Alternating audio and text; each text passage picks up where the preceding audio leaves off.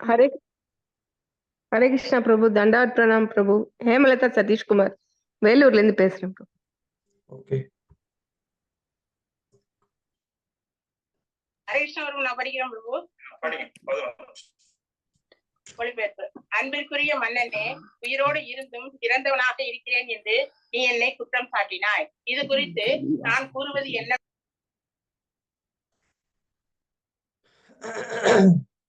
Okay, Hare Krishna. So நம்மளுடைய இன்றைய introduction வகுப்பு தொடங்குறதுக்கு முன்னாடி முதல்ல பிரபுபாதர் ஸ்ரீமத் பாகவதம் அப்படின்ற அந்த படிப்பை பற்றி அவர் என்ன சொல்றாரு அப்படிங்கிறத நிறைய சொல்லியிருக்கிறாங்க. ஸ்ரீமத் பாகவதத்தை படிக்கிறத பற்றின ஒரு இம்பார்ட்டன்ஸ் பிரபுபாதர் நிறைய சொல்லியிருக்கிறாங்க. அதில் நெக்டர் ஆஃப் டிவோஷனில் பிரபுபாதர் கொடுத்த ஒரு உபன்யாசத்தில் வந்து சொல்றார் ஸ்ரீமத் பாகவதத்துடைய படிப்பு அப்படின்னா என்ன அப்படின்னு. Srimad Bhagavatam means we are studying the character of original sadhu and guru, just like Prahlad Maharaj, Prahlad Charitra, Dhruva Charitra, Ambarisha Charitra, the Pandavas, Bhishma. So Bhagavatam means the glories of Bhagavan and Bhagavata, the devotee. That's all. This is Bhagavatam. So sadhu sastra vakya. So இந்த பாகவத படிப்பு அப்படிங்கிறது வந்து என்ன அப்படின்னு சொன்னா, அது வந்து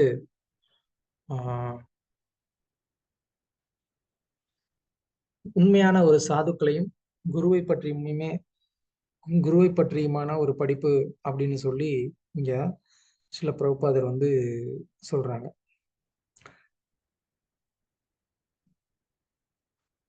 so Srimad பாகவதத்துல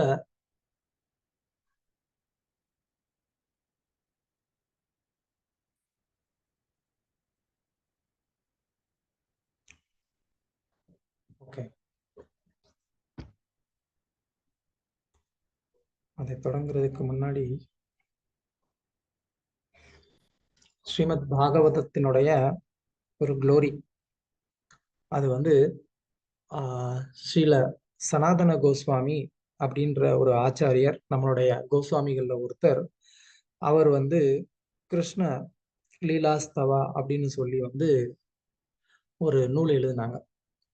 அந்த நூல் என்ன அப்படின்னு சொன்னா, ஸ்ரீமத் பாகவதத்துல கிருஷ்ணருடைய தசமஸ்கந்தத்தில் இருக்கக்கூடிய லீலைகள், அந்த லீலைகளை மட்டுமே வந்துட்டு பிரார்த்தனை பாடல்களா வந்து அவங்க வந்து தொகுத்து எழுதினாங்க. ஸோ அந்த பிரார்த்தனை பாடல்கள்ல வந்து மொத்தம்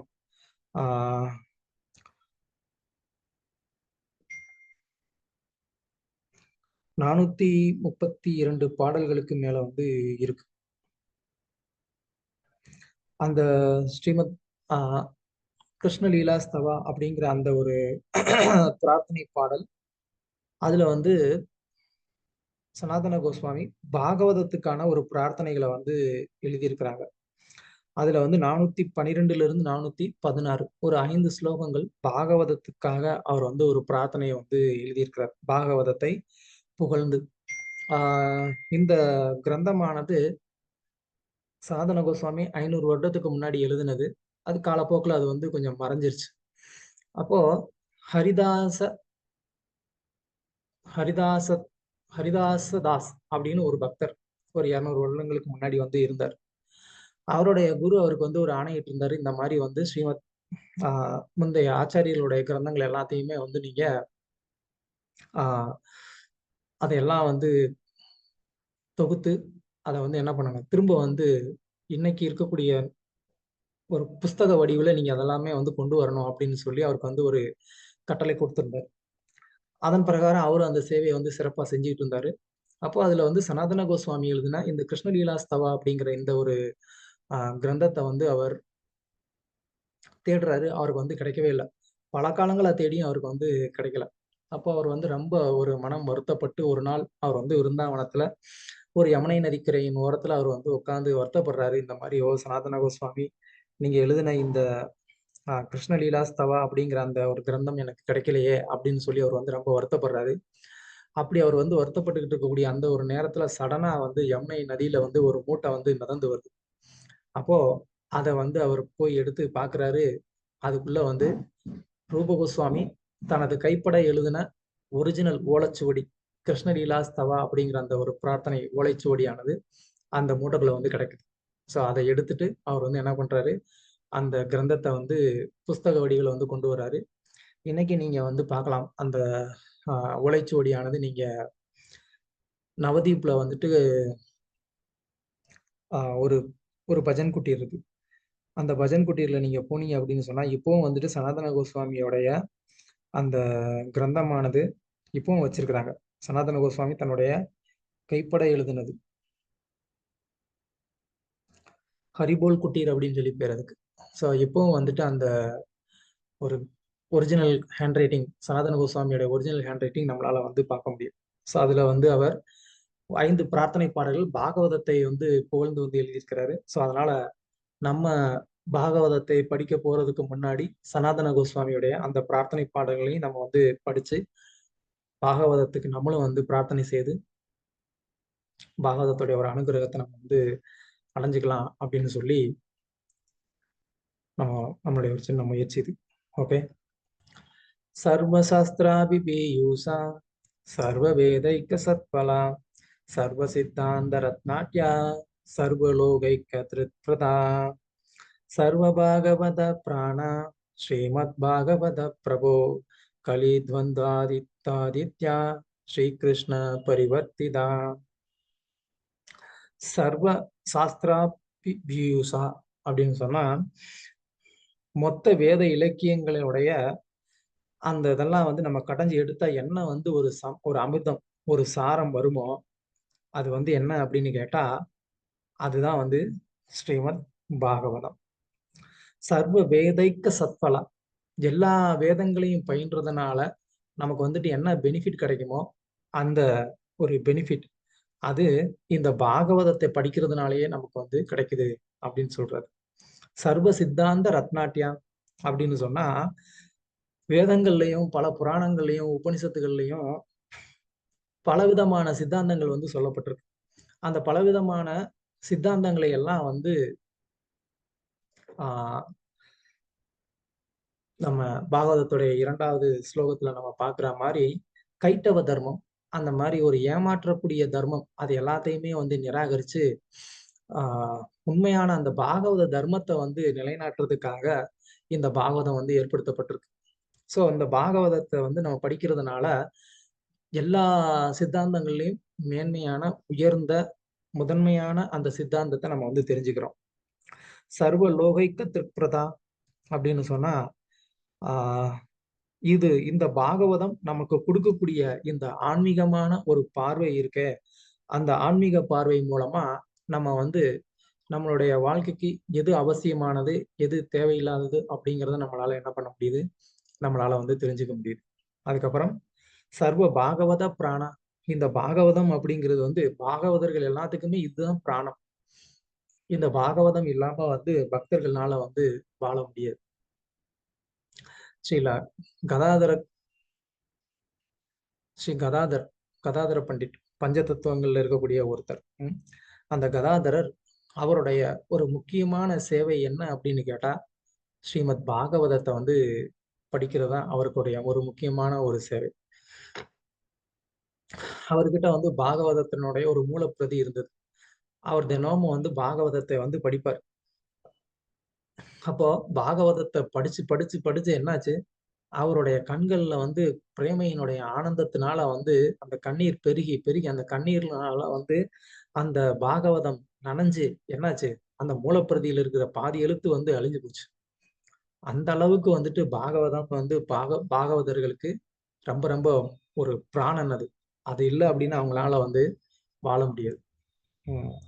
ஸ்ரீமத் பாகவத பிரபு கலித்வந்தாதித்ய, இந்த கலியுகத்துடைய அறியாமை இருள் அது வந்து அதிகமா மேலோங்கி இருக்கக்கூடிய இந்த நேரத்துல ஸ்ரீ கிருஷ்ண பரிவர்த்திதா, கிருஷ்ணரே வந்து என்ன பண்ணாரு, அவரே வந்து இந்த பாகவதத்துடைய ஒரு ரூபமா அவர் வந்து இந்த பௌதிக உலகத்துல வந்து தோன்றினார்.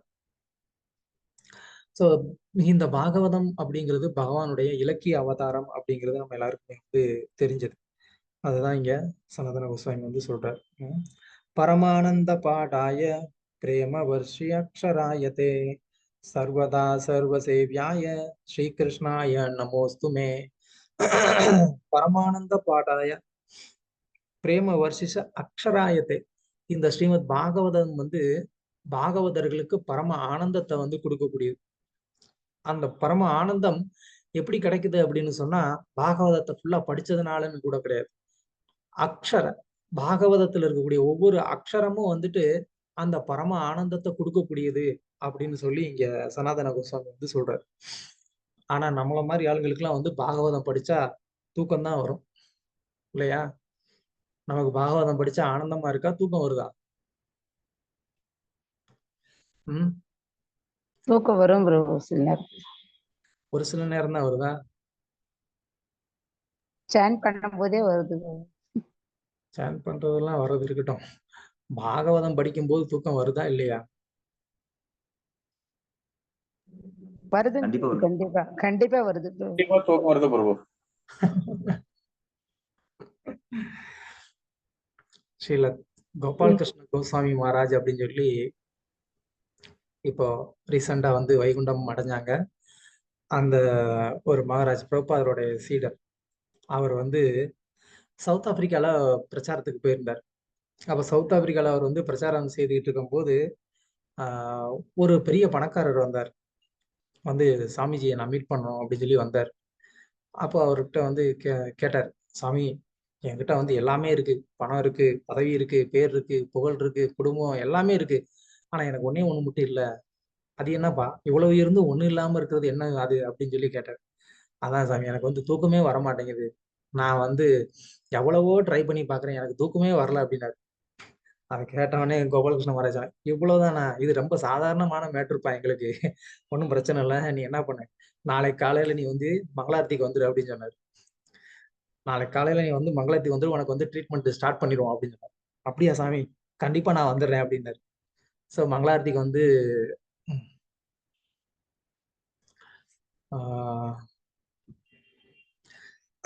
மங்களாரத்திக்கு வந்துட்டாரு. அப்படியே மங்களாரத்தி எல்லாம் முடிஞ்சது. ஸோ 5:30 5:40 அந்த டைம்ல சாண்டிங் ஸ்டார்ட் பண்ணாங்க. உட்காந்து நீ சாண்டிங் பண்ணுப்பா அப்படின்னு சொல்லி சொன்னார். அப்படியே அவர் சாண்டிங் ஆரம்பிச்சாரு. ஹரே கிருஷ்ண கிருஷ்ண கிருஷ்ண ஹரே ஹரே, ஹரே ராம ராம ராம ஹரே ஹரே அப்படின்னு சொல்லி ரொம்ப அப்படியே ஆழ்ந்து ஜெபம் பண்ணார். அப்படியே ஆழ்ந்து ஆழ்ந்து என்னாரு, ஆழ்ந்து ஆழ்ந்து தூக்கத்துல தாழ்ந்து போயிட்டாரு. அப்புறம் தூங்குனவர் தான் 7 மணிக்கு 7:15 தர்சனார்த்தி சங்குதம் போதுதான் எந்திரிச்சாரு. படார்னு எந்திரிச்சாரு. என்ன ஆச்சு, நான் எங்க இருக்கேன் அப்படின்னு சொல்லி. ஒண்ணும் இல்ல, கோயில்ல தான் இருக்கிறீங்க, உங்களுக்கு ஒண்ணும் ஆகல அப்படின்னாரு. அப்படியா, எப்படி நான் இவ்வளவு நேரம் தூங்குனேன்னு எனக்கே தெரியலையே, இந்த மாதிரி நான் என் வாழ்க்கையில தூங்குனதே இல்லையே அப்படின்னாரு. அப்ப கோபாலகிருஷ்ண மகாராஜ் சொன்னாங்க, கவலைப்படாத, இது ஒரு பெரிய மேட்டரே கிடையாது. இதுக்கு அடுத்து இன்னொரு ட்ரீட்மெண்ட் இருக்கு. தர்சனார்த்தி எல்லாம் குரு பூஜை எல்லாம் முடிஞ்சதுக்கு அப்புறம் இன்னொரு ட்ரீட்மெண்ட் இருக்கு, அதுவும் நீ எடுத்துக்கணும் அப்படின்னு சொன்னாரு. அப்படியே, அது என்ன சாமி அப்படின்னாரு. அதுதான் எங்களுடைய ஸ்பெஷல் பாகவதம் கிளாஸ், நீ அதுல உட்காரு அப்படின்னாரு. கண்டிப்பா நான் அட்டன் பண்றேன் சாமி அப்படின்னு சொல்லிட்டு அவர் என்ன பண்ணாரு, அடுத்து பாகவதம் கிளாஸ்லயே உட்கார்ந்தாரு. பாகவதம் கிளாஸ்ல உட்கார்ந்தாரு. ஓம் நமோ பகவதே வாசுதேவாயா அப்படின்னு ஆரம்பிச்சாங்க. 3வது தடவை சொல்றதுக்குள்ளேயும் அவர் கம்ப்ளீட் டிரான்ஸ்ஜெண்டருக்கு போயிட்டாரு. அதுக்கப்புறம் எல்லாம் கிளாஸ் முடிஞ்சு கிரந்தராஜ் ஸ்ரீமத் பாகவதம்க்கு ஜெய் அப்படின்னு சொல்லி எல்லாரும் சொன்ன உடனே தபா நினைச்சாரு, எங்க நான் இருக்கிறேன் அப்படின்னு சொல்லி. அவர் பயங்கரமான ஒரு சர்ப்ரைஸ் அவருக்கு. என் வாழ்க்கையில நான் இந்த தூக்கத்துக்காக எவ்வளவோ நான் செலவு பண்ணேன், ஆனா எனக்கு தூக்கமே வரல. ஆனா சாமி, உங்களுடைய இந்த ட்ரீட்மெண்ட் ரொம்ப பவர்ஃபுல்லான ட்ரீட்மெண்டா இருக்கு, அதனால நான் டெய்லி வந்துடுறேன் அப்படின்னாரு. ஸோ அந்த அளவுக்கு நமக்கு பவர்ஃபுல்லான ஒரு மெடிசின் பாகவதத்தை எடுத்து தூக்கம் வராத ஆளு யாரும் கிடையாது. காரணம் என்ன அப்படின்னு கேட்டா, பாகவதம் நம்மளை தூங்க வைக்குதுன்னு நினைச்சுக்காதீங்க. பாகவதம் ரொம்ப ரொம்ப டிரான்சென்டென்டல். நம்ம ஃபுல்லா மெட்டீரியலா இருந்துட்டு நம்ம அந்த ஒரு டிரான்சென்டென்டலுக்கு நம்மளால என்ன பண்ண முடியல, அவ்வளவு சீக்கிரமா நம்மளை கன்வெர்ட் பண்ணிக்க முடியல, இல்லைன்னா அடாப்ட் பண்ணிக்க முடியல. அதனால என்ன ஆகுது, அந்த ரெண்டுக்கும் இடையில இருக்கக்கூடிய ஒரு போராட்டத்துல மனசு டயர்டாகி தூங்கிடுது. அந்த மனசு லௌகீகத்தையும் விட முடியல, ஆன்மீகத்தை ஏத்துக்கவும் முடியல. இதுக்கு இடையில அந்த ஒரு ஃபைட்ல அந்த மனசு என்ன ஆயிருது, நம்மளால முடியாது, நான் பேசாம தூங்கிடுறேன் அப்படின்னு சொல்லிட்டு என்ன பண்ணுது, அந்த மனசு தூங்கிடுது. ஸோ அதனால பாகவதத்தினுடைய ஒவ்வொரு அக்ஷரமும் வந்துட்டு ஆனந்தத்தை கொடுக்கக்கூடியது. அதனாலதான் சுகதேவ கோஸ்வாமி வந்து அவர் எங்கேயோ காட்டுல வந்துட்டு ஆல்ரெடி வந்து பிரம்மானந்தத்துல வந்துட்டு அவர் இருக்கிறார். ஆல்ரெடி வந்து கம்ப்ளீட்டா அந்த ஆனந்தத்துல இருக்கக்கூடிய அந்த நபர் வந்து இப்போ வியாசதேவருடைய சீடர்கள் சிலர் வந்து என்ன பண்றாங்க, அவர் தியானம் செய்து கொண்டு இருக்கக்கூடிய அந்த இடத்துல வந்துட்டு பாகவதத்தினுடைய சில ஸ்லோகங்களை வந்து என்ன பண்றாங்க, அவங்க வந்து ரிசைட் பண்றாங்க. அதை கேட்டு அவர் வந்து அவர் தன்னுடைய அந்த பிரம்மானந்த தியானத்துல இருக்கிறது, அந்த ஆனந்தத்தை விட இந்த பாகவதத்தினுடைய ஸ்லோகத்துல கிடைத்த அந்த ஆனந்தத்தினால அவர் வந்து என்ன ஆனாரு, அந்த தியானத்துல இருந்து வெளியில வந்துட்டார். இப்படி ஒரு ஆனந்தத்தை நான் வந்து என் வாழ்க்கையில இது வரைக்கும் அனுபவிச்சதே இல்லையே அப்படின்னு சொல்லி, அந்த மாதிரி வந்து அனுபவிச்சாதான் நமக்கு சொல்றது புரியும். அப்படியா பிரபுன்னு தான் இப்ப நமக்கு தோணும். ஏன் அப்படின்னு கேட்டா நமக்கு அந்த ஒரு எக்ஸ்பீரியன்ஸ் வந்து இல்லை. ஸோ அதனால யார், அதாவது பாகவதம் அப்படிங்கிறது வந்து அது முழுக்க வந்து ஒரு டிரான்சென்டென்டலா இருக்கிறதுனால அதுல இருந்து கிடைக்கக்கூடிய அந்த ஆனந்தத்தை வந்து ரிசீவ் பண்றதுக்கு நம்ம வந்து கேப்பபிளா இல்லை. அதனால நமக்கு வந்து என்ன பண்ண முடியல, அதுல இருக்கக்கூடிய அந்த ஆனந்தத்தை நம்மளால வந்து கிரகிச்சுக்க முடியல. இப்போ ஃபார் எக்ஸாம்பிள் வந்து ஒருத்தருக்கு வந்து தலைவலியே வந்தது இல்லை, வாழ்க்கையிலேயே அவருக்கு தலைவலியே வந்தது இல்லை. இப்போ அவர்கிட்ட வந்து ஒருத்தர் வந்து தலைவலிக்குது அப்படின்னு சொல்லி அவருடைய பெயினை வந்து ரொம்ப வந்து எக்ஸ்பிரஸ் பண்ணி சொல்லிட்டு இருக்கிறாரு. அப்போ அந்த நபருக்கு வந்துட்டு அந்த தலைவலின்னா என்னன்னு அவரால புரிஞ்சுக்க முடியுமா? இப்ப என்னமோ சொல்றானே, என்ன சொல்றானே புரியலையே அப்படின்னு தான் அவருக்கு வந்து தோணும் இல்லையா? ஏன் அப்படின்னு சொன்னா அவருக்கு லைஃப்ல அதை எக்ஸ்பீரியன்ஸ் பண்ணதே கிடையாது. அப்புறம் அவருடைய அந்த வார்த்தைகளை அவர் வந்து எப்படி புரிஞ்சுக்க முடியும்? புரிஞ்சுக்கவே முடியாது. அதே மாதிரிதான் நம்மளுடைய நிலைமை. நம்ம வந்து பாகவதம் அமிர்தம் அமிர்தம் நம்ம சொல்லலாம், அதை வந்து சொல்லதான் முடியுமே தவிர நமக்கு சுவைக்க முடியாது. ஏன் அப்படின்னு சொன்னா அந்த ரியலான அமிர்தத்தை சுவைக்கிற மாதிரி நம்ம கிடையாது. அதனால ஓகே. சர்வதா சர்வ சேவியாய ஸ்ரீகிருஷ்ணாய நமோஸ்துமே. சர்வதா சர்வ சேவியாய அப்படின்னு சொன்னா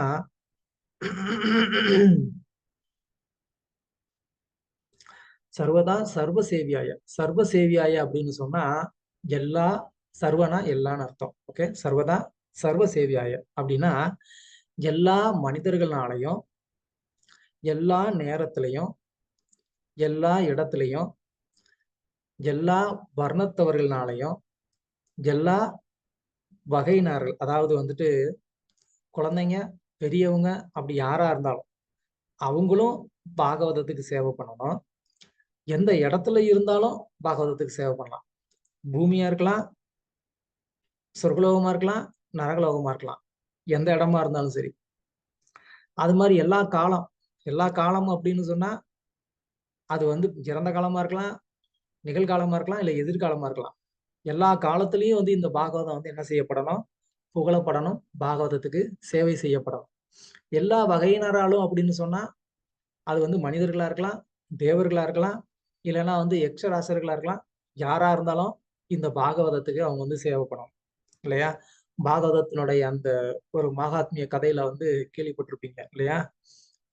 துந்துகாரி கோகர்ணன் கதை கேள்விப்பட்டிருக்கீங்களா? யாருக்கு தெரியும்? துந்துகாரி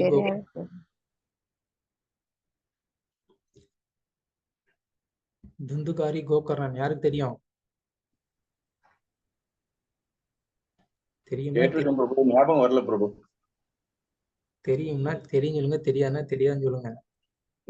தெரியும் பிரபு. தெரியாது பிரபு, சொல்லுங்க பிரபு. இந்த கணை யார், ஒரு கணை சொல்லுங்க.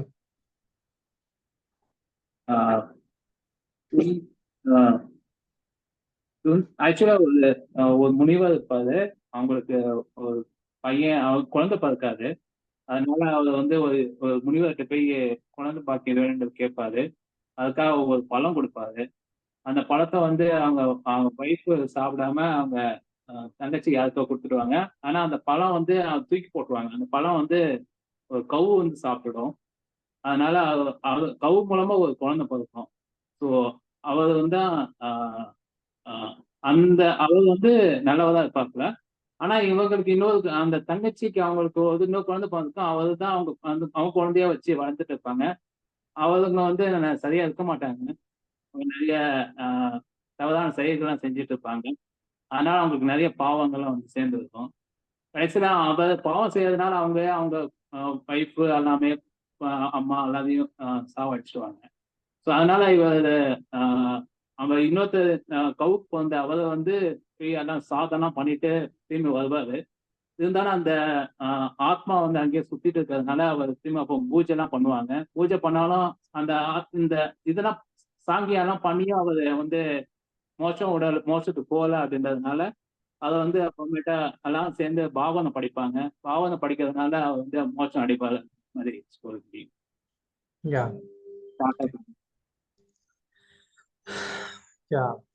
அதாவது அந்த பிரம்ம ராட்சசன் அவர் வந்து ஒரு ராட்சச உடல்ல வந்து இருந்து ரொம்ப கஷ்டப்படுவாரு.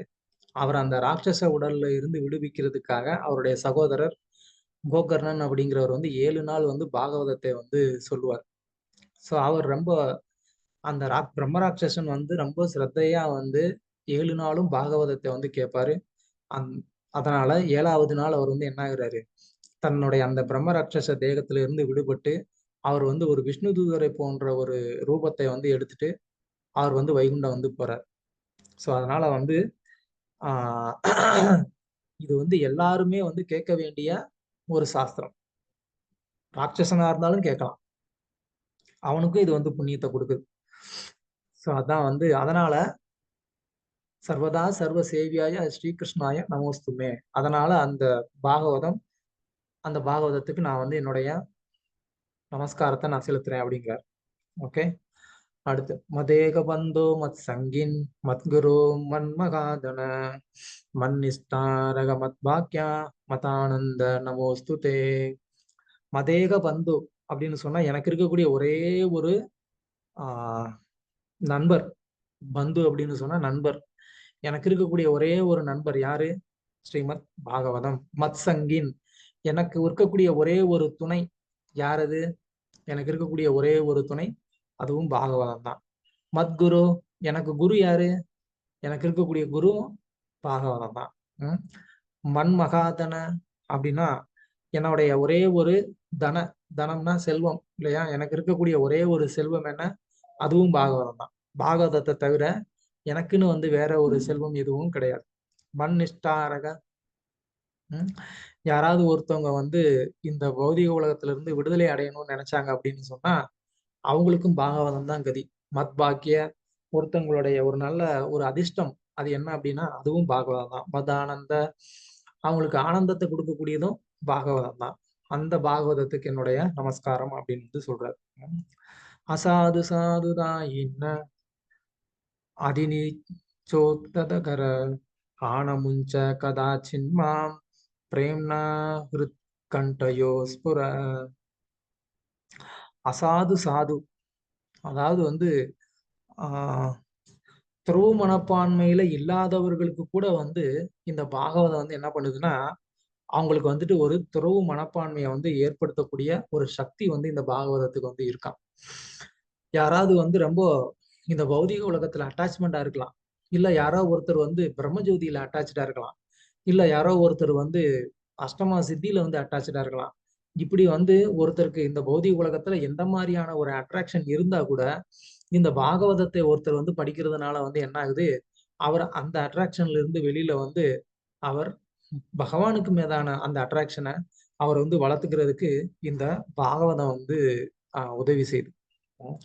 அது மட்டும் இல்லாம இது வந்து இந்த பௌதிக உலகத்துல கட்டுண்ட ஆத்மாக்களுக்கு மேல ரொம்ப ரொம்ப ஒரு கருணை உள்ளதாகவும் இந்த பாகவதம் வந்து இருக்கு. அப்படிப்பட்ட அந்த பாகவதம் என்னுடைய ஹிருதயத்துல வந்து தோன்றி என்ன பண்ணட்டும், எனக்கு பகவானுக்கு மீதான அந்த பிரேமையை அது வந்து அதிகரிக்கட்டும் அப்படின்னு சொல்லி இங்க அவர் வந்து பிரார்த்தனையை வந்து தெரிவிக்கிறார். சனாதன கோஸ்வாமி தன்னுடைய பிரார்த்தனைகளை வந்து இந்த மாதிரி வந்து தெரிவிக்கிறார்.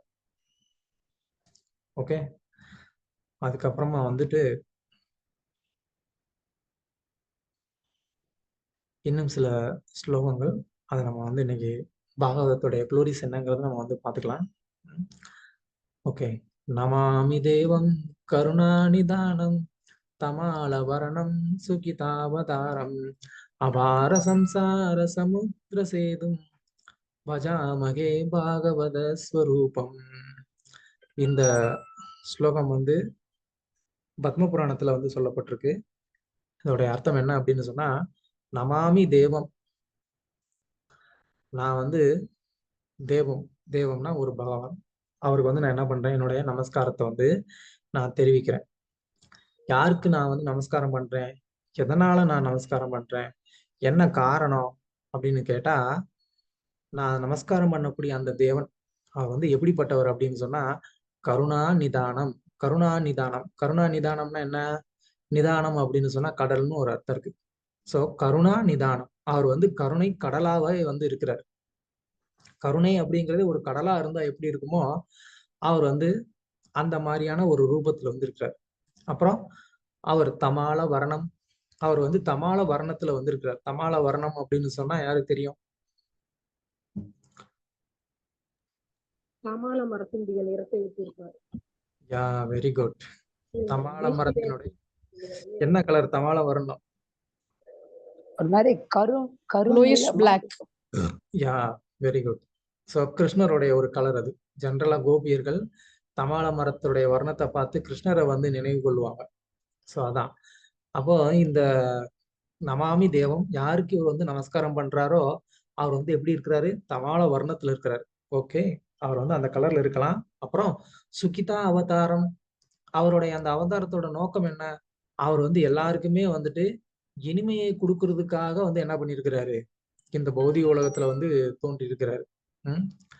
அதுக்கப்புறம் என்ன செய்யறாரு? அபார சம்சார சமுத்திர சேதும். பகவான் வந்து ராமச்சந்திரரா வரும்போது பாலம் கட்டினார், ஆமாவா இல்லையா?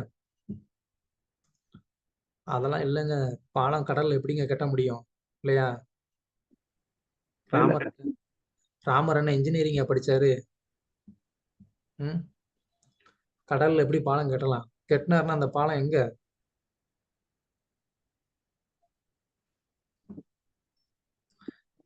கடல்ல பாலம் கட்ட முடியுமா முடியாதா சொல்லுங்க? பகவானால முடியும் பிரபு, பகவானால எல்லாமே முடியும். மிதக்கிற கல் வச்சு கட்டாரு பிரபு. கல்லு மிதக்குமா? எங்க என்னங்க கதை விடுறீங்க? இருக்கு பிரபு, இன்னும் இருக்கு பிரபு. அங்க இன்னும் இருக்கா? ராமேஸ்வரம் ஒரு கல் போட்டு வச்சிருக்காங்க பிரபு, ஒரு சின்ன கல் வச்சிருக்காங்க. அதை வச்சு எப்படி பாலம் கட்டுறது? அது மாதிரி நிறைய இருந்தா தானே கட்ட முடியும். இங்க இருந்து ஸ்ரீலங்கா வந்து 500 கிலோமீட்டர்னு நீங்க தான் சாஸ்திரத்துல சொல்றீங்க. அப்புறம் எப்படி பாலம் கட்டுறது? ஓகே, பகவான் பாலம் அமைத்தார் இல்லையா? லங்கா தனுஷ்கோடியில இருந்து லங்கா வரைக்கும் பாலம் கட்டினார். அப்போ அவர் வந்து பாலம் கட்டினதுக்கு வந்து என்ன காரணம்? எதுக்காக பாலம் கட்டினாரு?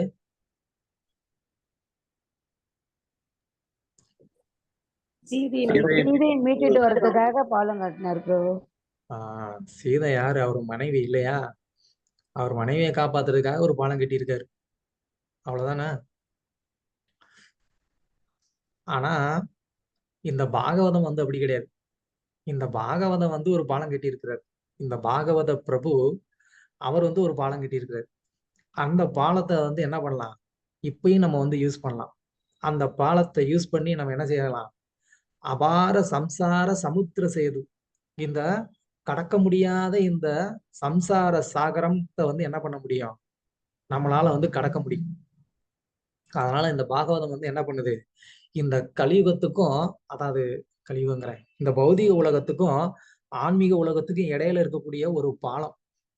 ஸோ இந்த பாலத்துல வந்து நீங்க போனீங்கன்னா இது வந்து ஒரு பைபாஸ் ரூட். நீங்க வந்து ரொம்ப வந்து சுத்தி எல்லாம் வந்து போக வேண்டியது கிடையாது. இப்ப கூட ரீசெண்டா எங்க பாலம் கட்டினாங்க, பாம்பே டு கடல் வழியா வந்து ஒரு பாலம் கட்டினாங்க. ரொம்ப ஒரு லென்த்தான ஒரு கடல் மார்க்கமான ஒரு பாலம். எந்த இடம் தெரியல எனக்கு. ஸோ அதனால வந்து 6 மணி நேர ஜர்னி வந்து 2 மணி நேரத்துல வந்து கிராஸ் பண்றாங்க அப்படின்னு சொல்லி சொன்னாங்க. ஸோ அது மாதிரி பிரபு இங்க பாம்பேல நெவி மும்பைல பிரபு நாங்க இருக்கிறது தான். Okay, very good. எங்க இருந்து எங்க வரைக்கும்? அது மெயின் போறது பிரபு. இது 20 மினிட்ஸ்ல பாம்பே. இது வந்து ரிமோட் ஏரியா பிரபு. இங்க இருந்து 20 மினிட்ஸ்ல போற மாதிரி கட்டிருக்காங்க. அரபிக்கடல் மேல இந்த மாதிரி. Okay, thank you. அந்த மாதிரி இந்த பாகவத பிரபு வந்து என்ன பண்ணியிருக்கிறாரு, இந்த பூமியில வந்து நம்ம பிறந்து பல பிறவிகளா, அதாவது சாஸ்திரத்துல என்ன சொல்லியிருக்குன்னா, ஒருத்தன் வந்து 100 பிறவிகள்ல வந்துட்டு தன்னுடைய இந்த வர்ணாசிரம தர்மத்தை வந்து சரியா கடைபிடிச்சான் அப்படின்னு சொன்னா, அப்போ அவனால என்ன பண்ண முடியும், அடுத்த பிறவில அவன் வந்துட்டு பிரம்மாவை வந்து வழிபடக்கூடிய ஒரு பக்தனா ஆவானாம். அது மாதிரி அடுத்து ஒரு 100 பிறவியில அவன் வந்து பிரம்மாவை வந்துட்டு நல்லா சின்சியரா வழிபட்டானா, அதுக்கப்புறமா வந்துட்டு சிவபெருமானுடைய ஒரு பக்தனா ஆவானாம். அடுத்து ஒரு 100 பிறவி சிவபெருமானுடைய ஒரு சிறந்த பக்தனா இருந்தானா, அதுக்கப்புறம் தான் அவன் வந்து விஷ்ணு பக்திக்கே வர முடியுமா. அந்த விஷ்ணு பக்தியை ஒரு 100 பிறவி வந்து எவன் வந்து பண்றானோ அவன் தான் என்ன பண்ண முடியும், பகவான் கிருஷ்ணருடைய ஒரு பக்தனா வந்து ஆகி, அதுலயும் வந்துட்டு ரொம்ப ஸ்பெசிபிக்கா சைத்தன்ய மகாபிரபு கொடுக்கக்கூடிய இந்த மாதுரிய பாவத்துக்குள்ள ஒருத்தன் வரணும் அப்படின்னா அதுக்கு இன்னும் 100 பிறவிக்கு மேல ஆகும். அப்போ இவ்வளவு கஷ்டப்பட்டு ஒருத்தன் வந்து இந்த மாதுரிய ரசத்தை வந்து அடையிறதுக்கு அவன் வந்து பிரயத்தனப்பட வேண்டியிருக்கு. சோ அந்த ஒரு சிரமத்தை இந்த பாகவத பிரபு என்ன பண்றாரு, அவர் நமக்கு வந்துட்டு ஈஸியா வந்துட்டு ஒரு பிரிட்ஜ் அதை வந்து கட்டி என்ன பண்றாரு, பைபாஸ் ரூட்ல வந்துட்டு நமக்கு டைரக்டா நமக்கு வந்துட்டு அந்த கிருஷ்ண பிரேமையை அடையிறதுக்கு இந்த பாகவத பிரபு வந்து நமக்கு உதவி பண்றார். அப்போ அதனால நான் வந்து என்ன பண்ண வேண்டியிருக்கு, அதுக்காகவே பஜாமகே பாகவத ஸ்வரூபம், நான் வந்து என்ன பண்றேன், இந்த பாகவதத்தை நான் வந்து தினமும் வழிபாடு பண்றேன். ஏன்னா அந்த பாகவத பிரபுவுடைய கருணையினால நான் வந்து இந்த கிடைத்திருக்கிற ஒரு மாதுரிய ரசத்தை வந்து நான் வந்து என்ன பண்ண முடியுது, என்னால வந்து சுவைக்க முடியுது இல்லையா. ஸோ அதுதான் வந்து இந்த பாகவதத்துடைய ஒரு பெருமை. அது மட்டும் இல்லாம இன்னொன்னு வந்து கருட புராணத்துல வந்து சொல்லப்பட்டிருக்கு, அத்தோயம் பிரம்ம சூத்ராணாம் பாரத விநிர்ணய காயத்ரி பாஷ்ய ரூபோசௌ வேதாந்த பரிபிரம்கித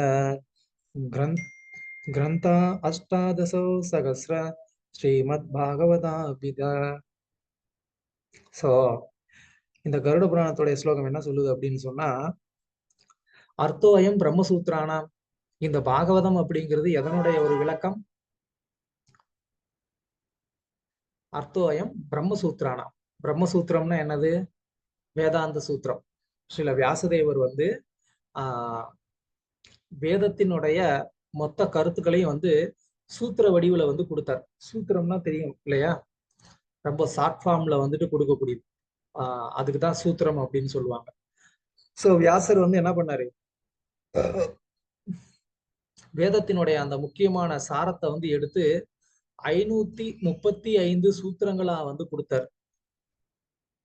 அதுக்குதான் வந்து வேதாந்த சூத்திரம்னு பேர். சோ 4 வேதங்கள், அந்த 4 வேதங்களையும் வந்து சுருக்கி அவர் வந்து என்ன பண்ணாரு, 535 சூத்திரங்களா வந்து கொடுத்தார். இப்போ அது வந்து வெறுமனையே சூத்திர வடிவுல இருந்தது அப்படின்னு சொன்னா அதை படிச்சு நம்மளால அதுல இதுதான் கருத்து சொல்ல வந்திருக்கு அப்படின்னு சொல்லி நம்மளால வந்து புரிஞ்சுக்க முடியுமா, நம்மளால புரிஞ்சுக்க முடியாது. அதனால வந்து வியாசர் வந்து என்ன பண்ணாரு, அந்த வேதாந்த சூத்திரத்திற்கு ஒரு வியாக்கியானம் கொடுக்கணும் அப்படின்னு நினைச்சார். அந்த வேதாந்த சூத்திரத்துக்கான ஒரு இயற்கையான ஒரு வியாக்கியானம் அவரே வந்து கொடுத்தார். அந்த வேதாந்த சூத்திரத்திற்கு பல ஆச்சாரியர்கள் வியாக்கியானம் கொடுத்திருக்கிறாங்க. யார் யார் வியாக்கியானம் கொடுத்திருக்கிறாங்க, அதுக்கு யாருக்கு தெரியும்?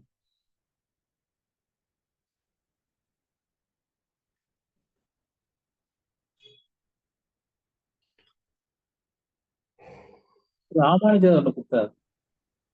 Very good. ராமானுஜர் ஒரு வியாக்கியானம் கொடுத்திருக்காரு. வேற? ஆதிசங்கரர். Very good. மத்வாச்சாரியார். மத்வாச்சாரியார். Very good. வேற?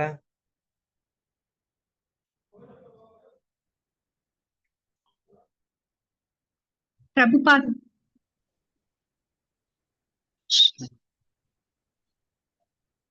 வேற? பிரபுபாதர் பாகவதத்துக்கு வியாக்கியானம் கொடுத்திருக்கிறாரு. அப்கோர்ஸ் அது வேதாந்த சூத்திரத்துக்கான வியாக்கியானம்னு சொல்லலாம். வேற இன்னும் வல்லபாச்சாரியார் வந்து வியாக்கியானம் கொடுத்துருக்கிறார். வல்லபாச்சாரியார் வந்து வியாக்கியானம் கொடுத்துருக்காரு. நாளைக்கு நான் உங்களுக்கு அதெல்லாம் யார் யாரு என்ன வேதாந்த சூத்திரத்துக்கு எந்த வியாக்கியானம் கொடுத்தாங்க, அது பேர் என்ன அப்படிங்கிறத நான் நாளைக்கு சொல்றேன். ஸோ வல்லபாச்சாரியார் வந்து வியாக்கியானம் கொடுத்துருக்கிறாரு. அப்புறம் வந்து பலதேவ வித்யாபூஷன் நம்மளுடைய ஆச்சாரியர், அவர் வந்து வியாக்கியானம் கொடுத்துருக்கிறாரு. இந்த மாதிரி வந்து பல ஆச்சாரியர்கள் வந்து வியாக்கியானம் கொடுத்துருக்குறாங்க. ஆனா இயற்கையான வியாக்கியானம் கொடுத்தது யாரு? வியாசதேவர். ஏன்னா அவர் தான் வேதாந்த சூத்திரத்தை எழுதினவர், அவரே அதுக்கு வியாக்கியானம் கொடுத்துருக்காரு. அந்த வியாக்கியானம்ங்கிறது என்னது? அதுதான் இந்த ஸ்ரீமத் பாகவதம். அந்த வேதாந்த சூத்திரத்திற்கான ஒரு இயற்கையான வியாக்கியானம் ஸ்ரீமத் பாகவதம். அதனாலதான் நமக்கு நம்மளுடைய சம்பிரதாயத்துல வந்து ஆச்சாரியர்கள் வந்து இந்த பாகவதத்துக்கு வந்து வியாக்கியானம் கொடுக்காமலே இருந்தாங்க. ஆனா ஒரு டைம்ல வந்து என்னாச்சு, பலதேவ வித்யாபூஷனுடைய அந்த கால நேரத்துல வந்துட்டு உங்களுடைய சம்பிரதாயம் வந்து ஒரு அங்கீகரிக்கப்பட்ட சம்பிரதாயம் கிடையாது. ஏன்னா அங்கீகரிக்கப்பட்ட சம்பிரதாயமா இருந்தா நீங்க வந்து என்ன பண்ணணும், நீங்க வந்து வேதாந்த சூத்திரத்திற்கு நீங்க வந்து உங்களுடைய சித்தாந்தப்படி நீங்க வந்து அதை வந்து நிரூபிச்சு காமிக்கணும். இந்த வேதாந்த சூத்திரத்துல சொல்லப்பட்டிருக்கக்கூடிய சித்தாந்தம் உங்களுடைய சித்தாந்தம் தான் அப்படின்னு நீங்க நிரூபிச்சு காமிக்கணும் அப்படின்னு சொல்லி சொன்ன உடனே தான் பலதேவ வித்யாபூஷன் என்ன பண்ணாரு, அது வந்து நடந்தது ஜெய்ப்பூர்ல. ஸோ அவர் வந்து அந்நேரம் விருந்தாவன்ல இருக்கிறாரு. ஸோ விருந்தாவன்ல இருந்து அவர் வந்து என்ன பண்றாரு, அங்க ஜெய்ப்பூர் போய் அந்த ஒரு ஸ்காலர்ஸ் டிபேட் அங்க போய் அவர் வந்து என்ன பண்றாரு, நம்ம கௌடிய சித்தாந்தப்படி வந்து அந்த ஒரு வியாக்கியானத்தை வந்து எழுதி அந்த இடத்துல வந்து சமர்ப்பிக்கிறார். ஸ்ரீல ராதா கோவிந்த தேவருடைய கோவில்ல வந்து சமர்ப்பிக்கிறாரு. அதை படித்து ரொம்ப எல்லாரும் வந்து ஆச்சரியமாகி எப்படி இந்த சித்தாந்தத்தை வேதாந்த சூத்திரத்துல இருந்து கொண்டு வந்தாருன்னு சொல்லி ரொம்ப ஆச்சரியப்பட்டு அதுக்கப்புறமா நம்மளுடைய சம்பிரதாயம் எல்லா பண்டிதர்களாலையும் அங்கீகரிக்கப்பட்ட ஒரு சம்பிரதாயமா வந்து ஆனது. அதுக்கு முன்னாடி வரைக்கும் கௌடிய சம்பிரதாயத்தை யாரும் வந்து ஒரு அங்கீகரிக்கப்பட்ட ஒரு சம்பிரதாயமா ஏத்துக்கல. ஸ்ரீ சம்பிரதாயம், மதுவ சம்பிரதாயம் மாதிரி நம்மளுடைய சம்பிரதாயத்தை வந்து அந்த மாதிரி வந்து அங்கீகரிக்கல. ஸோ அதுக்கப்புறம் தான் நடந்தது.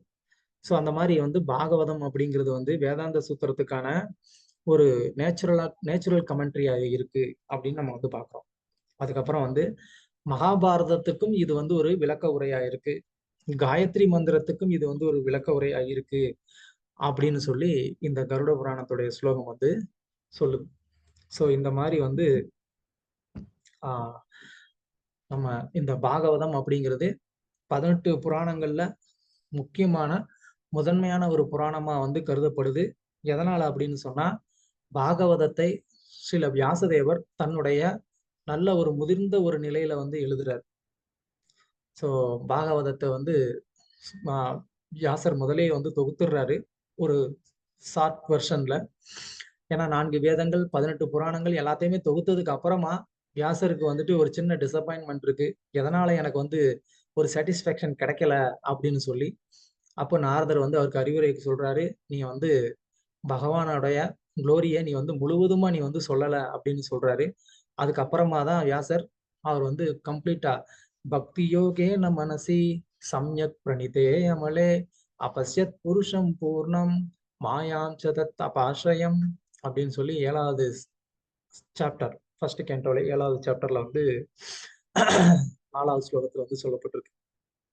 ஸோ பக்தி யோகேன மனசி வியாசதேவர் வந்து என்ன பண்றாரு, அந்த பக்தி யோகத்தின் மூலமா அவர் பகவானுக்கு மேல முழு தியானத்துல ஆழ்ந்து சமாதி நிலையில அவர் வந்து அந்த பகவானுடைய தரிசனத்தை அடைந்து அந்த முதிர்ந்த நிலையில அவர் அதுக்கப்புறமா வந்து என்ன பண்றாரு, பாகவதத்தை டீட்டெயிலா வந்து எழுதுறாரு. ஸோ அதனால இந்த பாகவதம் அப்படிங்கிறது வியாசதேவரினுடைய ஒரு ஆன்மீக முதிர்ந்த நிலையில வந்து தொகுக்கப்பட்டதுனால இந்த பாகவதத்துல வந்து எந்த விதமான ஒரு களங்கமோ இல்லைன்னா கற்பனையோ இல்லைன்னா வந்து எந்த விதமான ஒரு குறையோ கிடையாது. ஸோ பாகவதம் அப்படிங்கிறது அமல புராணம், இது வந்து எந்த விதமான ஒரு களங்கமும் இல்லாத ஒரு புராணம் அப்படின்னு வந்து சொல்லப்பட்டிருக்கு. ஓகே, ஸோ வேதங்கள் அப்படின்னு சொன்னா நமக்கு வந்துட்டு தெரியும், முதல்ல வேதம் அப்படிங்கிறது ஒரே ஒரு வேதமா தான் இருந்தது. ஓகே, ஸோ அந்த வேதம் வந்து முதல்ல ஒரு வேதமா யஜுர் வேதம் தான் ஒரே ஒரு வேதமா வந்து இருந்தது. அதுக்கப்புறமா பின்னாடி வரக்கூடிய மக்கள் இந்த வேதங்களை வந்து சரியா படித்து புரிந்து கொள்ள மாட்டார்கள் அப்படின்றதுக்காக வந்து இந்த வேதத்தை வியாசதேவர் வந்து என்ன பண்ணாரு, அதை வந்து 4ஆ வந்து பிரிச்சார். ரிக், யஜுர், சாம, அதர்வ அப்படின்னு சொல்லி 4 வேதங்களா வந்து பிரிச்சார். அதுக்கப்புறமா வந்துட்டு அந்த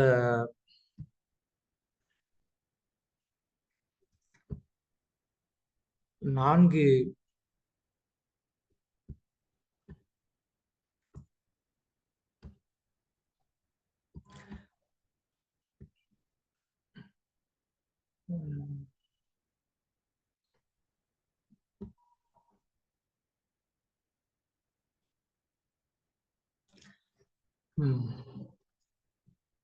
அந்த 4 வேதங்கள்லையும் பாத்தீங்க அப்படின்னு சொன்னா உட்பிரிவுகள் வந்து பிரிச்சாங்க. ஓகே, அதுல வந்து ரிக்வேதம் வந்து 21 பிரிவுகளா வந்து பிரிச்சாங்க. அதுக்கப்புறம் யஜுர்வேதத்தை வந்து 100 பிரிவுகளா வந்து பிரிச்சாங்க. அதுக்கப்புறம் சாம வேதத்தை வந்து 1000 பிரிவுகளா வந்து பிரிச்சாங்க. அதுக்கப்புறம் அதர்வ வேதத்தை வந்து 9 பிரிவுகளா வந்து பிரிச்சாங்க. ஸோ பிரிச்சதுக்கு அப்புறமா இந்த வேதங்கள்ல வந்து 4 உட்பிரிவுகள் வந்து இருக்கு. அதாவது முதல்ல வேதம் 4ஆ பிரிக்கப்பட்டது. அந்த 4 வேதங்கள்ல ஒவ்வொரு வேதத்தையுமே ஒரு குறிப்பிட்ட நம்பர்ல வந்து டிவைட் பண்ணியிருக்கிறாங்க. ஓகே, அது நான் இப்ப சொன்னேன். அந்த டிவைட் பண்ண ஒவ்வொரு அந்த டிவிஷனையும் அதுல ஒன்னொன்னுலயுமே 4 டிவிஷனா வந்து பிரிக்கிறாங்க.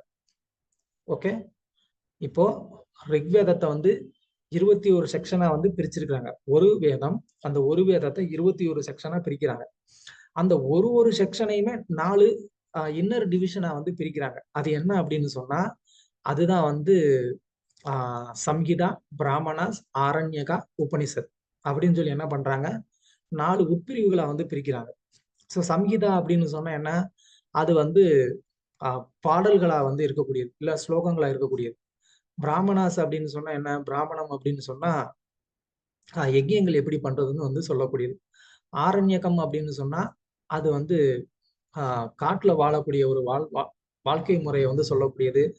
அவங்க அங்க எப்படி யஜ்யம் பண்றாங்க, அவங்க என்ன பண்ணணுங்கிறத வந்து சொல்லக்கூடியது. வானப்பிரஸ்த வாழ்க்கையில இல்லைன்னா ரிஷிகள் எல்லாம் காட்டுல தானே வாழ்றாங்க, அவங்க எப்படி வந்து தங்களுடைய வாழ்க்கையை அமைச்சுக்கணுங்கிறத வந்து சொல்றது. அப்புறம் கடைசியா இருக்கக்கூடியது உபனிஷத். இந்த உபனிஷத் பாகம் வந்து ரொம்ப ரொம்ப முக்கியமானது.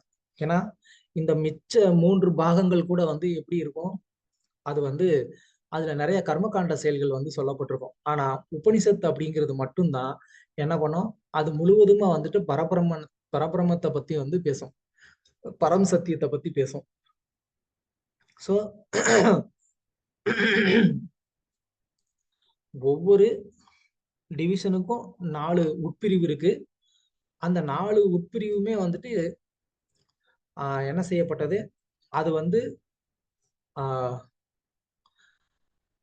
அதாவது இப்போ வந்து நான் என்ன சொன்னேன், 4 வேதங்கள் பிரிக்கப்பட்டிருக்கு. 4 வேதங்கள்லையுமே ஒரு குறிப்பிட்ட டிவிஷன் வந்து பிரிச்சிருக்கிறாங்க. ரிக்வேதம்னா 21 பிரிவு, யஜுர்வேதம்னா 100 பிரிவு, சாம வேதம்னா 1000 பிரிவு, அதர்வ வேதம் அப்படின்னு சொன்னா 9 பிரிவு. இப்ப இந்த நீங்க 4ஐயும் கூட்டினீங்க அப்படின்னு சொன்னா 1130 பிரிவுகள் வந்து வரும். ஸோ இப்ப இந்த 1130 பிரிவுகளுக்கும் இந்த 4 சப் டிவிஷன் நாம சொன்னோம் இல்லையா, சம்ஹிதாஸ், பிராமணாஸ், ஆரண்யகாஸ், உபனிஷத், இந்த 4மே வந்து இருக்கும். ஸோ அதுதான் வந்து 1130 சம்ஹிதா, 1130 பிராமணம், 1130 ஆரண்யகம், 1130 உபனிஷத் அப்படின்னு சொல்லி. ஸோ டோட்டலா வந்து 4520 டிவிஷன் வந்து இருந்தது முன்னாடி. ஆனா இன்னைக்கு நமக்கு வந்து இருக்கக்கூடியது வந்து ரொம்ப ரொம்ப கம்மியான ஒரு பிரிவுகள் தான் வந்து அவைலபிள்ல இருக்கு. காலத்தினால நமக்கு அது வந்து கிடைக்கல. மொத்தம் வந்து 11 சம்ஹிதா, 18 பிராமணம், 7 ஆரண்யகம், 220 உபனிஷத்துகள் வந்து இருக்கு. அதுல 108 உபனிஷத்துகள் வந்து ரொம்ப பிரதானமான உபனிஷத்துகள் அப்படின்னு நம்ம வந்து சொல்லுவோம். ஓகே, இப்போ இந்த வேதங்களுடைய உட்பிரிவுகள்லாம் நம்ம வந்து கத்துக்கிட்டோம். இந்த வேதங்களுடைய உட்பிரிவுகளை நம்ம வந்து இப்ப தெரிஞ்சுக்கணும் அப்படின்னு சொன்னா அந்த வேதங்களை கத்துக்கிறதுக்குன்னு வந்துட்டு ஒரு சிஸ்டமேட்டிக் ஸ்டடி இருக்கு. அதன் பிரகாரம் நம்ம வந்து படிச்சோம்னா தான் இந்த வேதங்களை நம்ம வந்து என்ன பண்ண முடியும், நம்ம வந்து கத்துக்க முடியும். ஸோ அதுக்கு வந்து அந்த சிஸ்டம் என்ன அப்படின்னு கேட்டா, அந்த வேதத்துக்கு வந்துட்டு உப அங்கம் அப்படின்னு வந்து சொல்லப்படுது. வேத அங்கம், அந்த வேத அங்கம் என்ன அப்படின்னு கேட்டா சிக்ஷா. சிக்ஷா அப்படின்னு சொன்னா நம்ம எப்படி வந்து உச்சரிக்கிறது அப்படிங்கிறதுக்கான ஒரு என்ன சொல்றது, சிக்ஷனம் அப்படின்னு சொன்னா ஒரு கைட்லைன். ஒரு வழிகாட்டி, இப்படித்தான் வந்து இந்த வேத மந்திரங்களை உச்சரிக்கணும் அப்படின்னு சொல்லி. அதுக்கப்புறம் வந்து வியாக்கரணம். வியாக்கரணம் அப்படின்னு சொன்னா கிராமர், கிராமர் இலக்கணம் சொல்லுவோம் இல்லையா தமிழ்ல, அது. அப்பதான் அந்த இலக்கணம் தெரிஞ்சாதான் அதுக்கான பொருளுக்கான அர்த்தம் நமக்கு வந்து சொல்ல முடியும். அதனால இலக்கணம். சமஸ்கிருதத்துல வந்து 2 விதமான சமஸ்கிருதம் இருக்கு. ஒண்ணு வந்து வேதாந்த வைதிக சமஸ்கிருதம் ஒண்ணு இருக்கு, இன்னொன்னு வந்து பிராகிருத சமஸ்கிருதம்னு இருக்கு. வைதிக சமஸ்கிருதம் வந்து ரொம்ப ரொம்ப டஃப், அது கொஞ்சம் புரிஞ்சுக்கிறது ரொம்ப ரொம்ப டஃப். அதுதான் வேதங்கள் இருக்கக்கூடியது வைதிக சமஸ்கிருதம். ஜென்ரலா வந்து மக்கள் எல்லாருமே பேசக்கூடிய ஒரு சமஸ்கிருதம்னு ஒண்ணு இருக்கு, அதுக்கு பேரு பிராகிருத சமஸ்கிருதம்னு பேரு. ஸோ அந்த மாதிரியான ஒரு சமஸ்கிருதம் இருக்கு. பட் இந்த வேத சமஸ்கிருதத்தை வந்து ஒருத்தர் புரிஞ்சுக்கணும் அப்படின்னா இந்த சிஸ்டப்படி தான் அவர் வந்து என்ன பண்ணணும், அவர் வந்து படிக்கணும். ஸோ வியாகரணம், வியாகரணத்துக்கு அப்புறமா வந்து கல்பம். கல்பம் அப்படின்னு சொன்னா ரிச்சுவலிஸ்டிக் ஆக்டிவிட்டிஸ், அதாவது வந்துட்டு நம்ம செய்யக்கூடிய கர்மகாண்ட செயல்கள் அது எல்லாமே. நிருத்த அப்படின்னு சொல்லி அடுத்தது அடுத்த அங்கம். நிருத்த அப்படின்னு சொன்னா அது வந்து ஒரு டிக்ஷனரின்னு நம்ம வந்து சொல்லலாம். ஒரு வார்த்தைக்கும் நம்ம இங்கிலீஷ்ல சொல்லுவோம் இல்லையா, சினானிம்ஸ், சேம் வார்த்தைகளோ இல்ல அந்த வார்த்தைக்கான ஒரு அர்த்தத்தையே வந்துட்டு சொல்றது. அதனால அதுக்கு பேர் நிருத்தம்னு பேர். அப்புறம் சந்தா, சந்தஸ் அப்படின்னு சொன்னா ஒவ்வொரு மந்திரத்தையும் எந்த மீட்டர்ல நம்ம வந்து படிக்கிறது அப்படின்னு வந்து சொல்லக்கூடியது.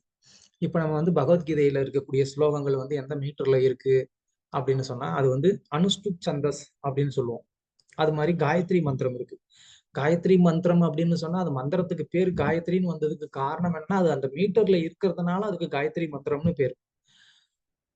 அனுஷ்டுப் சந்தஸ் அப்படின்னு நம்ம சொல்றோம் பகவத்கீதையில, அது வந்து என்ன 32 அக்ஷரங்களை வந்து கொண்டிருக்கிறதுனால அது வந்து அனுஷ்டுப் சந்தஸ்ன்னு பேரு. ஒரு பார்ட் வந்து 8 சிலபல்ஸா வந்து பிரிச்சிருப்பாங்க, 8 வார்த்தைகளை வந்து பிரிச்சிருப்பாங்க. அது வந்து அனுஷ்டுப் சந்தஸ்ன்னு பேரு. காயத்ரி மந்திரம்னா அது வந்து ஐ திங்க் 33 ஆர் 34ன்னு நினைக்கிறேன். அந்த மாதிரி வந்து ஒவ்வொரு மந்திரமும் இத்தனை அக்ஷரங்கள் இருந்தா அந்த அக்ஷரத்துக்கு ஒரு குறிப்பிட்ட ஒரு மீட்டர் இருக்கும். அந்த மீட்டர் படி தான் நம்ம வந்து என்ன பண்ணணும், அந்த மந்திரத்தை வந்து உச்சரிக்கணும். அதுக்கு பேரு சந்தஸ்ன்னு பேரு.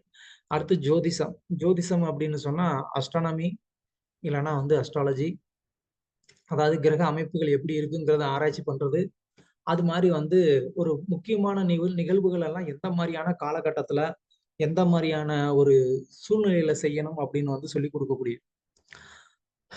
ஓகே, ஸோ இந்த மாதிரி இவ்வளவு விஷயங்களை வந்து கத்துக்கிட்டதுக்கு அப்புறமா தான் நம்ம வந்து என்ன பண்ண முடியும், ஒருத்தர் வந்து இந்த வேதத்தை வந்து படிச்சு புரிஞ்சுக்கிறதுக்கு ஒருத்தர் வந்து முடியும். அப்ப கூட வந்து ஒருத்தர் வந்து வேதத்தை முழுசா வந்து ஒருத்தர் படிச்சு புரிஞ்சுக்க முடியுமா அப்படின்னு கேட்டா அப்போ கண்டிப்பா வந்து அது ரொம்ப ரொம்ப கடினமான ஒரு விஷயம். அது எல்லாருக்குமே வந்து படிச்சு முடிக்கிறதுக்கும் முடியாது, அதோடைய சரியான ஒரு அர்த்தத்தை புரிஞ்சுக்கிறதுக்கும் வந்துட்டு முடியாது. ஸோ அதனால வந்து என்னன்னா பலர் வந்து இந்த வேதத்தை வந்து படிச்சுட்டு அவங்க என்ன பண்ண ஆரம்பிச்சாங்க, அவங்கவுங்க இஷ்டப்படி வந்து அவங்களுடைய கருத்துக்களை வந்து கொடுக்க ஆரம்பிச்சாங்க. அதனாலதான் வந்து மகாபாரதம் ஆதி பருவத்துல வந்து சொல்லப்பட்டிருக்கு, இதிகாச புராணாபியாம் வேதம் சமூக பிரம்மயேத்து அப்படின்னு சொல்லப்பட்டிருக்கு. அப்படின்னா இந்த வேதங்களை வந்து ஒருத்தன் வந்து சரியா வந்து படித்து புரிந்து கொள்ள முடியாம அவன் வந்து என்ன பண்றானா, அவன் வந்து அதுக்கு வந்து தப்பான அர்த்தத்தை வந்து சொல்லிடுவான் அப்படின்னு சொல்லி இந்த வேதம் வந்து என்ன பண்ணுதான், இது வந்து பயப்படுதான். ஐயோ இவன் வந்து எனக்கு வந்து தப்பா அர்த்தம் சொல்லி என் புகழெல்லாம் கெடுத்துருவானே, மக்கள் எல்லாம் தப்பான வழியில நடத்திடுவானே.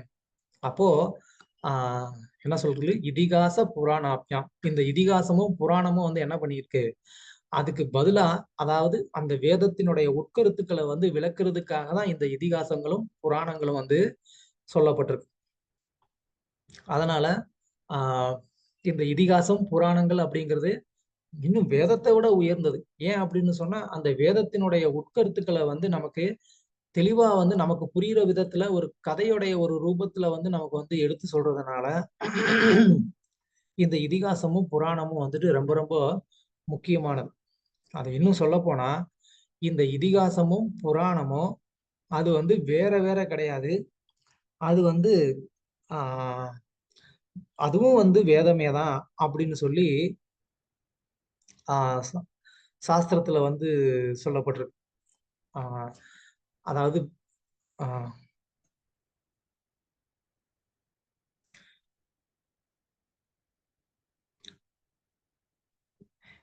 ஏவம் இமே சர்வவேதா நிர்மிதாச கல்பச ரகசியச பிராமண சோபன கிருத சனிஷ்ட.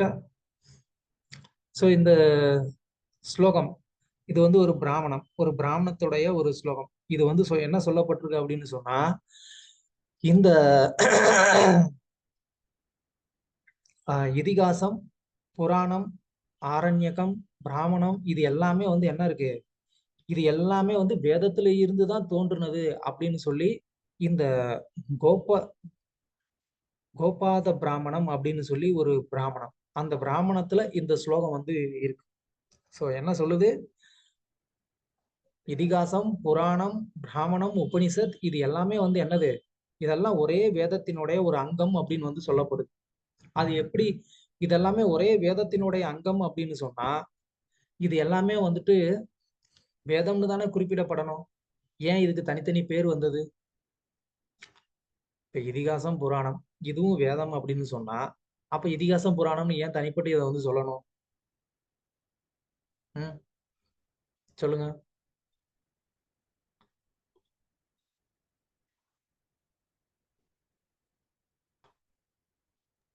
நமக்கு ஈஸியா புரிஞ்சுக்கிறதுக்காக பிரிச்சிருக்காங்க. வேதம், இதிகாச, புராணம் எல்லாம் ஒண்ணுன்னா தனிப்பட்ட முறையில இது ஏன் 18 புராணம்னு பிரிக்கணும், 2 இதிகாசம்னு ஏன் பிரிக்கணும்? அது வேதத்திலேயே வச்சுக்கலாம்ல. ஆல்ரெடி பிராமணம், ஆரண்யகம் நிறைய உட்பிரிவு இருக்கு. அதே மாதிரியே இதையும் அதுக்குள்ளேயே வச்சிருக்கலாம்ல. ஏன் தனிப்பட்ட முறையில இதை புராணங்கள்னு தனியா 18 புராணங்கள்னு பிரிச்சாங்க, தனியா ஏன் 2 இதிகாசங்கள்னு பிரிச்சாங்க? மக்களுக்கு அந்த அளவுக்கு நாலேஜ் இல்ல பிரபு, அதனால இது பிரிச்சு இப்ப சுலபமான வழியில் கொடுக்கறதுக்காக செய்து வேதத்தை விட உயர்ந்ததுன்னு சொன்னீங்க. ஃபிஃப்த் வேதா பிரபு. வேற ஒவ்வொருத்தரும் ஒவ்வொரு குணங்கள் இருப்பாங்க இல்லையா, ரசகுணம், ரஜகுணம், சமகுணம், அந்தந்த குணத்துக்கு தகுந்த மாதிரி அவங்களுக்கு புரிஞ்சுக்கிட்டு தகுந்த மாதிரி பிரிச்சிருக்காங்க.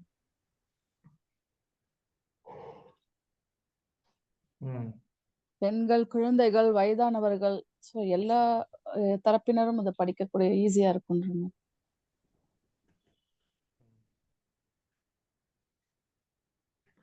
இப்போ நீங்க வந்து ஒரு பிளாட் வாங்குனீங்க, ஒரு லேண்ட் வாங்குனீங்களா? எங்க வாங்குனீங்க? பெங்களூர். ஓகே, ஒரு பிளாட் இருக்கு. இப்போ அந்த பிளாட்ல வந்து அது ஒரு ஜஸ்ட் ஒரு காலி நிலம். ஓகே, அந்த லேண்ட்ல இப்போ நீங்க வந்து வீடு கட்ட போறீங்க. அப்போ நீங்க வீடு கட்டினீங்கன்னா அதுல நீங்க வந்து டிராயிங் போடுவீங்க. அப்புறம் வந்து அதுல வந்து என்ன பண்ணுவீங்க, ஒரு கார்னர் அக்னி மூலம் வைங்க. அங்க என்ன பண்ணுவீங்க, அங்க வந்து கிச்சன் வச்சுக்குவீங்க. அதுக்கப்புறம் ஈசான மூலையில என்ன பண்ணுவீங்க, பெட்ரூம், வாசப்படி மெயின் வாசப்படி. அப்படியா? சரி, உள்ள நுழைவு வாயில ஈசானில் தான் இருப்பாங்க. ஓகே, வேற என்ன மூலை இருக்கு? நைருத்தி மூலை, வாயு மூலை. எல்லாம் வந்து வாஸ்துல எக்ஸ்பர்ட்டா இருக்கீங்க. சரி, அது என்னமோ எனக்கு ஒரு மூளைங்கிறது கிடையாது, அதனால அதெல்லாம் நான் தெரிஞ்சுக்கிறது இல்லை. ஸோ இது மாதிரி நம்ம வந்து என்ன பண்றோம், இப்போ வந்து அதை பிரிச்சு வந்து நம்ம வந்துட்டு வீடு கட்டிடுறோம். இப்போ வீடு கட்டினதுக்கு அப்புறம் அந்த வீட்டுக்கு வந்து ஒரு பேர் வச்சுக்குவீங்க இல்லையா, கீதா நிவாஸ் ஏதோ ஒன்று வச்சுக்குப்பீங்க. அப்போ அந்த மொத்த வீட்டுக்கு பேர் என்னது, ஏதோ உங்க பேர் வச்சிட்டீங்க. ஓகே, அதுக்கப்புறமா வந்துட்டு ஆனா வீட்டுக்கு உள்ள வந்துட்டீங்கன்னா ஒரு இடத்துக்கு என்னது, ஒரு பேர் இருக்கு, ஒரு பர்பஸ் இருக்கு. அங்க கிச்சன்னா அங்க சமைக்க தான் செய்ய முடியும், அங்க துவைக்க முடியாது இல்லையா. அப்புறம் வந்து ஹால் இருக்கும், அங்க உட்காந்து நம்ம வந்துட்டு T20 தான் பார்க்கணும். அதை வந்துட்டு கீர்த்தனுக்குலாம் யூஸ் பண்ணக்கூடாது. அதுக்கப்புறம் வந்து செப்பரேட்டா ரூம் இருக்கும், டிஃப்ரெண்டான ஆக்டிவிட்டிஸ் இருக்கு. ஆனா இப்போ ஃபர்ஸ்ட் வந்து அந்த ஒரு லேண்ட் இருந்தது. அந்த லேண்ட் நீங்க வந்துட்டு இருக்கும்போது அதை பார்த்த உடனே இந்த இடத்துல இதுதான் என் கிச்சன், இதுதான் வந்துட்டு டைனிங் ஹால், இதுதான் வந்துட்டு ஸ்டடி ரூம் அப்படின்னு சொன்னீங்களா? சொல்ல முடியுமா? முடியாது. சொல்ல முடியாது இல்லையா? பட் இப்போ இண்டிவிஜுவலா ஒன்னொன்னு ஒரு பர்பஸ் வந்து மாறிடுச்சு. அந்த அந்த இடம் மாறிடுச்சு. ஆனா அதுக்காக இப்போ அந்த இடம் வந்து, அதாவது அந்த பர்டிகுலர் இப்ப கிச்சன் இருக்கு, அந்த கிச்சன் வந்து அந்த லேண்ட்ல இருந்து இப்ப வேறுபட்டதுன்னு நம்ம சொல்லுவோமா? இப்போ வெறும் காலி நிலமா இருக்கும்போது அது கிச்சன்னு நம்ம சொல்ல முடியாது. இப்ப வீடு கெட்டினதுக்கு அப்புறம் அது வந்து ஒரு கிச்சனா மாறிடுச்சு. அப்போ அது வந்து சமையல் செய்யக்கூடிய இடம்னு நம்ம வந்து பர்டிகுலரா வந்து சொல்றோம். அதனால அது காலி நிலமா இருந்த அந்த நிலையில இருந்து இப்ப கிச்சனா மாறினதுனால இப்ப வேற வேறையா ஆயிடுச்சா? வேற வேறையா ஆகல. ரெண்டும் இப்ப ஒண்ணுதான் இல்லையா? ஆனா அந்த இடத்துல பர்டிகுலரா இந்த வேலை தான் பண்ணணும்னு சொல்லி நம்ம வந்துட்டு அதை டிவைட் பண்ணிக்கிட்டதுனால நம்ம என்ன பண்றோம், அந்த இடத்த அதோட ஐடென்டிஃபை பண்ணிக்கிறோம். அது மாதிரி வேதங்கள் எல்லாம் வந்து ஒண்ணா இருந்தது. அதுக்குள்ளதான் இதிகாச புராணங்களும் உள்ளுக்குள்ள அதுக்குள்ளதான் இருந்தது. ஆனா அது ஒண்ணா இருக்கும்போது வந்து நமக்கு வந்துட்டு என்ன பண்ண தெரியாது, இந்தந்த இடத்துல இந்தந்த பர்பஸ் தான் நம்ம வந்து யூஸ் பண்ணிக்கணும் அப்படின்னு சொல்லி நமக்கு அதை டிஃபைன் பண்ண முடியாது. அப்ப அதனாலதான் வியாசர் வந்து என்ன பண்ணாரு, இந்த வீட்டுல நம்ம வந்துட்டு செப்பரேட் ரூம் வந்துட்டு நம்ம வந்து டிவைட் பண்ற மாதிரி வியாசர் அந்த ஒரே வேதத்தை தான் என்ன பண்ணாரு, இந்த இடத்துல நீ வந்து யஜ்ஞத்துக்கு உண்டான ஒரு போர்ஷனை தெரிஞ்சுக்கோ, இந்த இடத்துல நீ வந்துட்டு பகவானை எப்படி ஒர்ஷிப் பண்றதுன்னு தெரிஞ்சுக்கோ, இங்க வந்து நீ என்ன மாதிரியான ஒரு ரிச்சுவல்ஸ் எல்லாம் நீ பண்ணணுமோ அந்த மாதிரி ரிச்சுவல்ஸ் எல்லாம் தெரிஞ்சுக்கோ அப்படின்னு சொல்லி என்ன பண்றாரு, அதெல்லாமே டிவைட் பண்ணி கொடுக்குறாரு.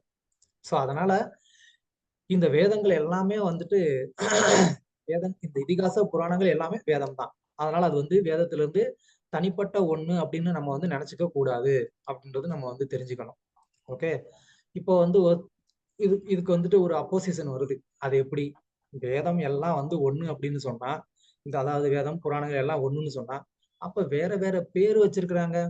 அதுலயும் குறிப்பா வந்து சில ரிஷிகளுடைய பேர்லாம் வச்சு சொல்லப்படுது அப்படின்னா அது எப்படி வந்து வேதத்துல சொல்லப்பட்டதுன்னு வந்து சொல்ல முடியும்? ஏன்னா வேதம் வந்து நித்தியமானது, அனாதி காலமா இருக்கு. அப்போ அந்த வேதத்துல இப்போ வந்து ஒரு ரிஷியோடைய பேரை சொல்லி ஒரு உபனிஷத்து இருக்கு. ஃபார் எக்ஸாம்பிள் ஐத்ரேய உபனிஷத்துன்னு இருக்கு, கட உபனிஷத்துன்னு இருக்கு, நாரத பரிவரஜகா உபனிஷத்துன்னு ஒரு உபனிஷத்து இருக்கு. இப்போ இதெல்லாம் வந்துட்டு ஒரு பர்டிகுலரான ஒரு ரிஷியோடைய ஒரு பேரோட ஒரு உபனிஷத்து இருக்கு. வேதம் அனாதியானதுன்னா இந்த ரிஷியோடைய பேரை சொல்லி எப்படி வந்து ஒரு உபனிஷத்து இருக்க முடியும்? அப்போ வேதம் வந்து அப்பௌருஷய அப்படின்னு சொன்னா மனிதர்களால சொல்லப்படாததுன்னு அர்த்தம். அப்போ இப்ப யாக்ஞவல்கிய ஸ்மிருதின்னு இருக்கு, பராசர ஸ்மிருதின்னு இருக்கு. அதெல்லாமே நமக்கு வந்து கிளியரா புரியுது. ஸ்மிருதி அப்படின்னு சொன்னா ரிஷி முனிகள்னால சொல்லப்பட்டது. ஸ்மிருதி அப்படின்னு சொன்னா ஸ்ருதி அப்படின்னு சொன்னா அது வேதம், டைரக்டா பகவானால சொல்லப்பட்டது. ஆனா உபனிஷத்துகள்ல கூட வந்துட்டு இந்த மாதிரி வந்து ரிஷி முனிகளுடைய பேர்லாம் வந்து சொல்லப்பட்டிருக்கிறதுனால இப்ப நம்ம ரெண்டையும் எப்படி வந்து எடுத்துக்கிறது? அதையும் வேதம் அப்படின்னு சொல்லி நம்ம எப்படி எடுத்துக்கிறது? புரியுதா நான் என்ன கேள்வி கேட்கிறேன்னு?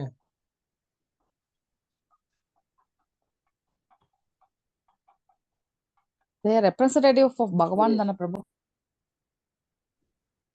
அது இருக்கட்டும், முதல்ல நான் கேட்ட கேள்வி வந்து புரியுதா? உபனிஷத் இல்ல வேதம் அப்படிங்கிறது அப்போ ஒரு விஷயம், அது வந்து நித்தியமானதுன்னு சொல்றோம்.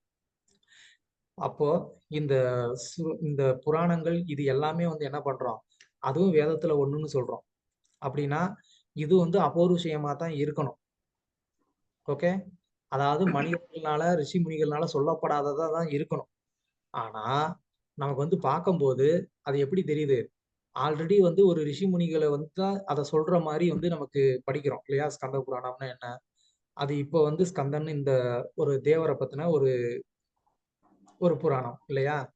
அது மாதிரி நான் சொன்னேன் யாக்ஞவல்கிய ஸ்மிருதி, பராசர ஸ்மிருதி, இதுவும் எல்லாமே நம்ம வந்து வேதம்னு தான் சொல்றோம். அப்போ வேதத்துக்குள்ள எப்படி வந்து இந்த அப்போ பௌருஷய, அதாவது வந்து ஒரு மனிதர்கள் சொல்லக்கூடிய ஒரு கருத்து எப்படி வேதத்துல இருக்க முடியும்? அப்புறம் அதை நம்ம எப்படி வேதம்னு சொல்ல முடியும்? அதான் என் கேள்வி. பிரபு வியாசர் வந்து சக்தி ஆவேஷ அவதார் இல்லைங்களா? ஸோ பகவானுடைய அதுதானே அந்த பாகவத்தை கம்பைல் பண்ணியிருந்தாரு இல்லைங்களா? ம். So is related with God only. ம். வேற யாராவது?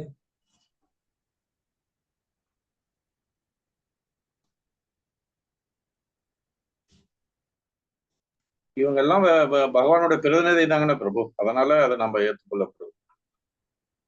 ம்.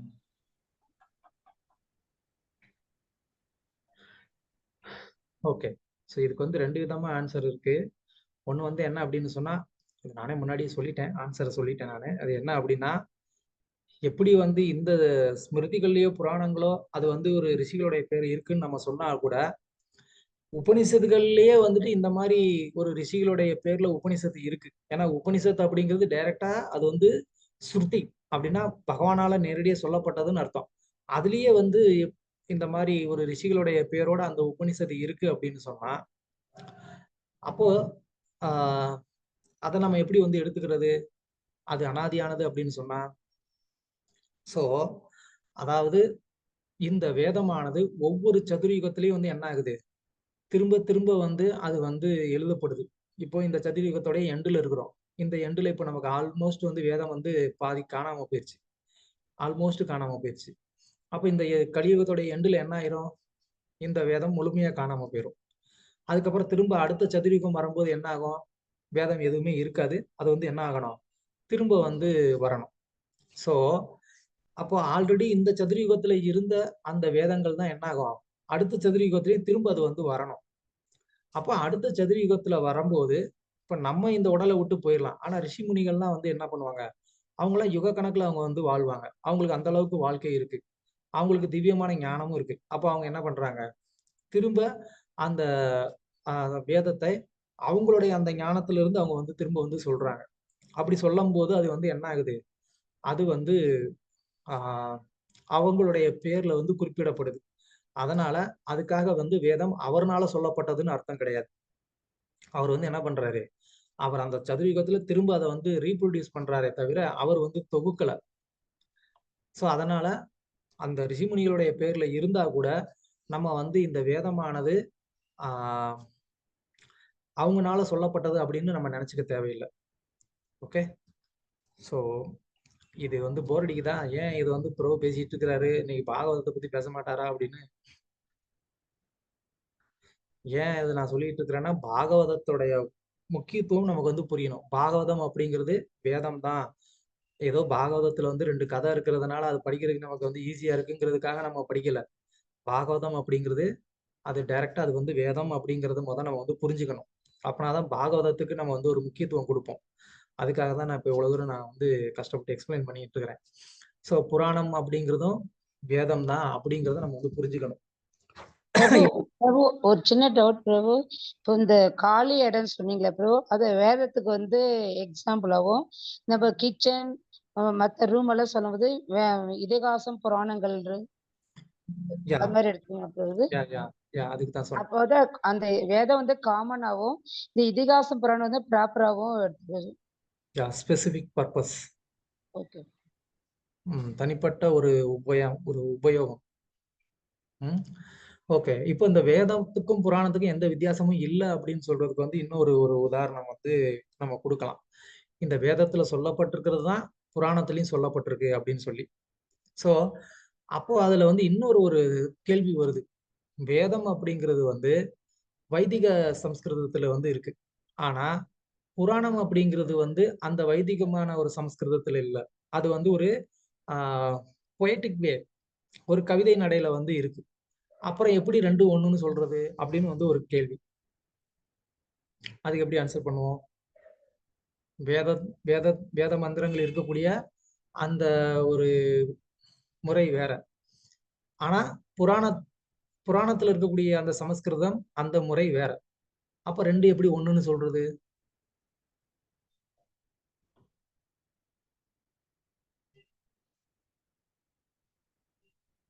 எப்படி ஒண்ணுன்னு சொல்லுவீங்க?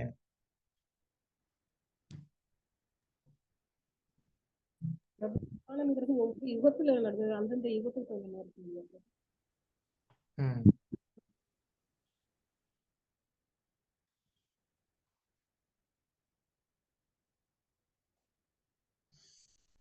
ஓகே.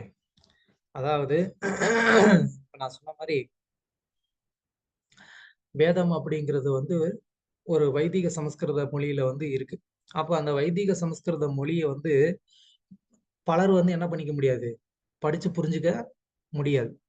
அப்போ அதே அந்த விஷயத்த ஒரு ஒரு கவிதை நடையில அந்த ஒரு இலக்கிய முறையில அந்த சமஸ்கிருதத்தை ஒரு இலக்கிய முறையில வந்து நம்ம வந்து சொல்லும் போது அப்போ அதை நம்மளால என்ன பண்ண முடியும், எளிமையா வந்து படிச்சு புரிஞ்சுக்க முடியும். அதுக்காக தான் அது வந்து என்ன செய்யப்பட்டிருக்கு, அந்த மொழியில அது வந்து கொடுக்கப்பட்டிருக்கு. அதனால அது வந்து அந்த ஒரு அந்த ஒரு என்ன சொல்றது, அந்த ஸ்லாங் டிஃபரெண்டா இருக்கிறதுனாலயே அது வேற வேறன்னு நம்ம நினைச்சுக்க கூடாது அப்படின்றதுக்காக நான் வந்து சொல்றேன். ஓகே, வேதம் இருக்கிறது அது வந்து வைதிக சமஸ்கிருதம், புராணம் இருக்கிறது வந்து பொயட்டிக் சமஸ்கிருதம். அப்ப அதனாலேயே இது ரெண்டும் வேற வேறன்னு நினைச்சுக்க தேவையில்லை. அதோடைய உயர்ந்த கருத்துக்களை புரிஞ்சுக்கிறதுக்காக இந்த மாதிரி வந்து ஒரே ஆர்த்தர் அப்படிதான் எழுதியிருக்கிறார். ஏன்னா எழுதுனது ஒரே ஆர்த்தர் தான், அதனால இது வந்து வேற வேற கிடையாது அப்படின்னு சொல்லி. ஸோ வேற வேற இல்லை அப்படின்னு சொன்னா வேதத்துல சொல்லப்பட்டிருக்கக்கூடிய அதே கருத்து அப்போ புராணத்திலையும் இருக்கணும். ரெண்டும் ஒண்ணுதான் அப்படின்னா வேதத்துல சொல்லப்பட்ட அதே கருத்து இதுல இருக்கணும். இப்ப வேதத்துல வந்து குறிப்பா வந்து பல யஜ்ஞங்களை வந்து சொல்லப்பட்டிருக்கு. அப்ப அந்த யஜ்ஞங்கள்லாம் இந்த புராணத்துல வந்து சொல்லப்பட்டிருக்கா? புராணத்திலேயோ மற்ற இதிகாசங்கள்லயோ ஸ்மிருதிகள்லயோ சொல்லப்பட்டிருக்கா? பகவத்கீதால திரவியமய யஜ்ஞம் அந்த மாதிரி எல்லாம் சொல்லப்பட்டிருக்காங்க. ஸ்பெசிபிக்கா யஜ்ஞங்களுடைய டீடைல்ஸ் இப்படித்தான் பண்ணணும் அப்படின்லாம் வந்து சொல்லப்பட்டிருக்கா புராணத்துல? எங்க சொல்லப்பட்டிருக்கு? ஏதாவது புராணத்துல சொல்லியிருக்கா யஜ்ஞம் இப்படி பண்ணணும் அப்படின்னு?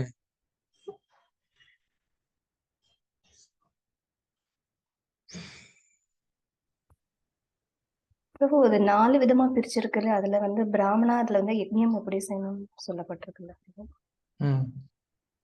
அது வேதம் தானே, நான் வேதத்தை கேட்கல. புராணத்துல புராணம் புராணம் இல்ல இதிகாசம். இதிகாசத்துல இருக்கு. இப்ப ராமாயணத்துல வந்து புத்திரகாமேஷ்டி யஜ்ஞம், அஸ்வமேத அஸ்வமேத யஜ்ஞம் இதெல்லாம் எப்படி பண்ணாங்கன்னு அதுல சொல்லப்பட்டிருக்குல்ல டீட்டெயிலா. நீங்க ராமாயணம் படிச்சீங்கன்னா தெரியும், டீட்டெயிலா அதுல வந்து சொல்லப்பட்டிருக்கு எப்படி இந்த யஜ்ஞம் பண்ணாங்க அப்படின்னு சொல்லி. ஸோ அதனால புராணங்கள்லயும் பல யஜ்ஞங்களோ சடங்குகளோ எப்படி பண்ணணும் அப்படின்னு சொல்லி புராணங்கள்லயும் இதிகாசங்கள்லயும் சொல்லப்பட்டிருக்கு. அப்போனா வேதமும் புராணமும் ஒண்ணு. ஓகே, அதனால பாகவதம் அப்படிங்கிறது வந்து அது ஜஸ்ட் வந்து ஒரு கற்பனை கதை கிடையாது. இப்போ உதாரணத்துக்கு புதுசா வந்து ஒரு படம் வந்துச்சு. என்ன படம்?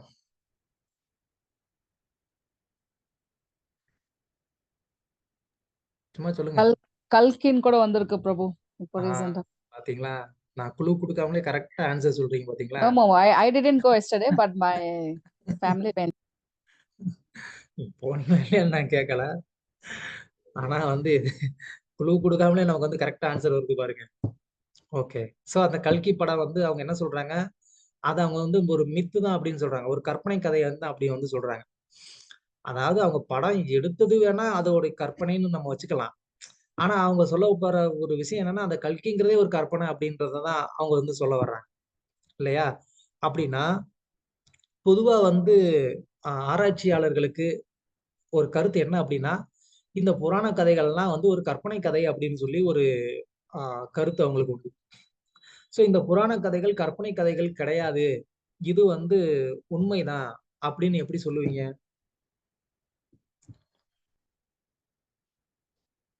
எதன் அடிப்படையில சொல்லுவீங்க?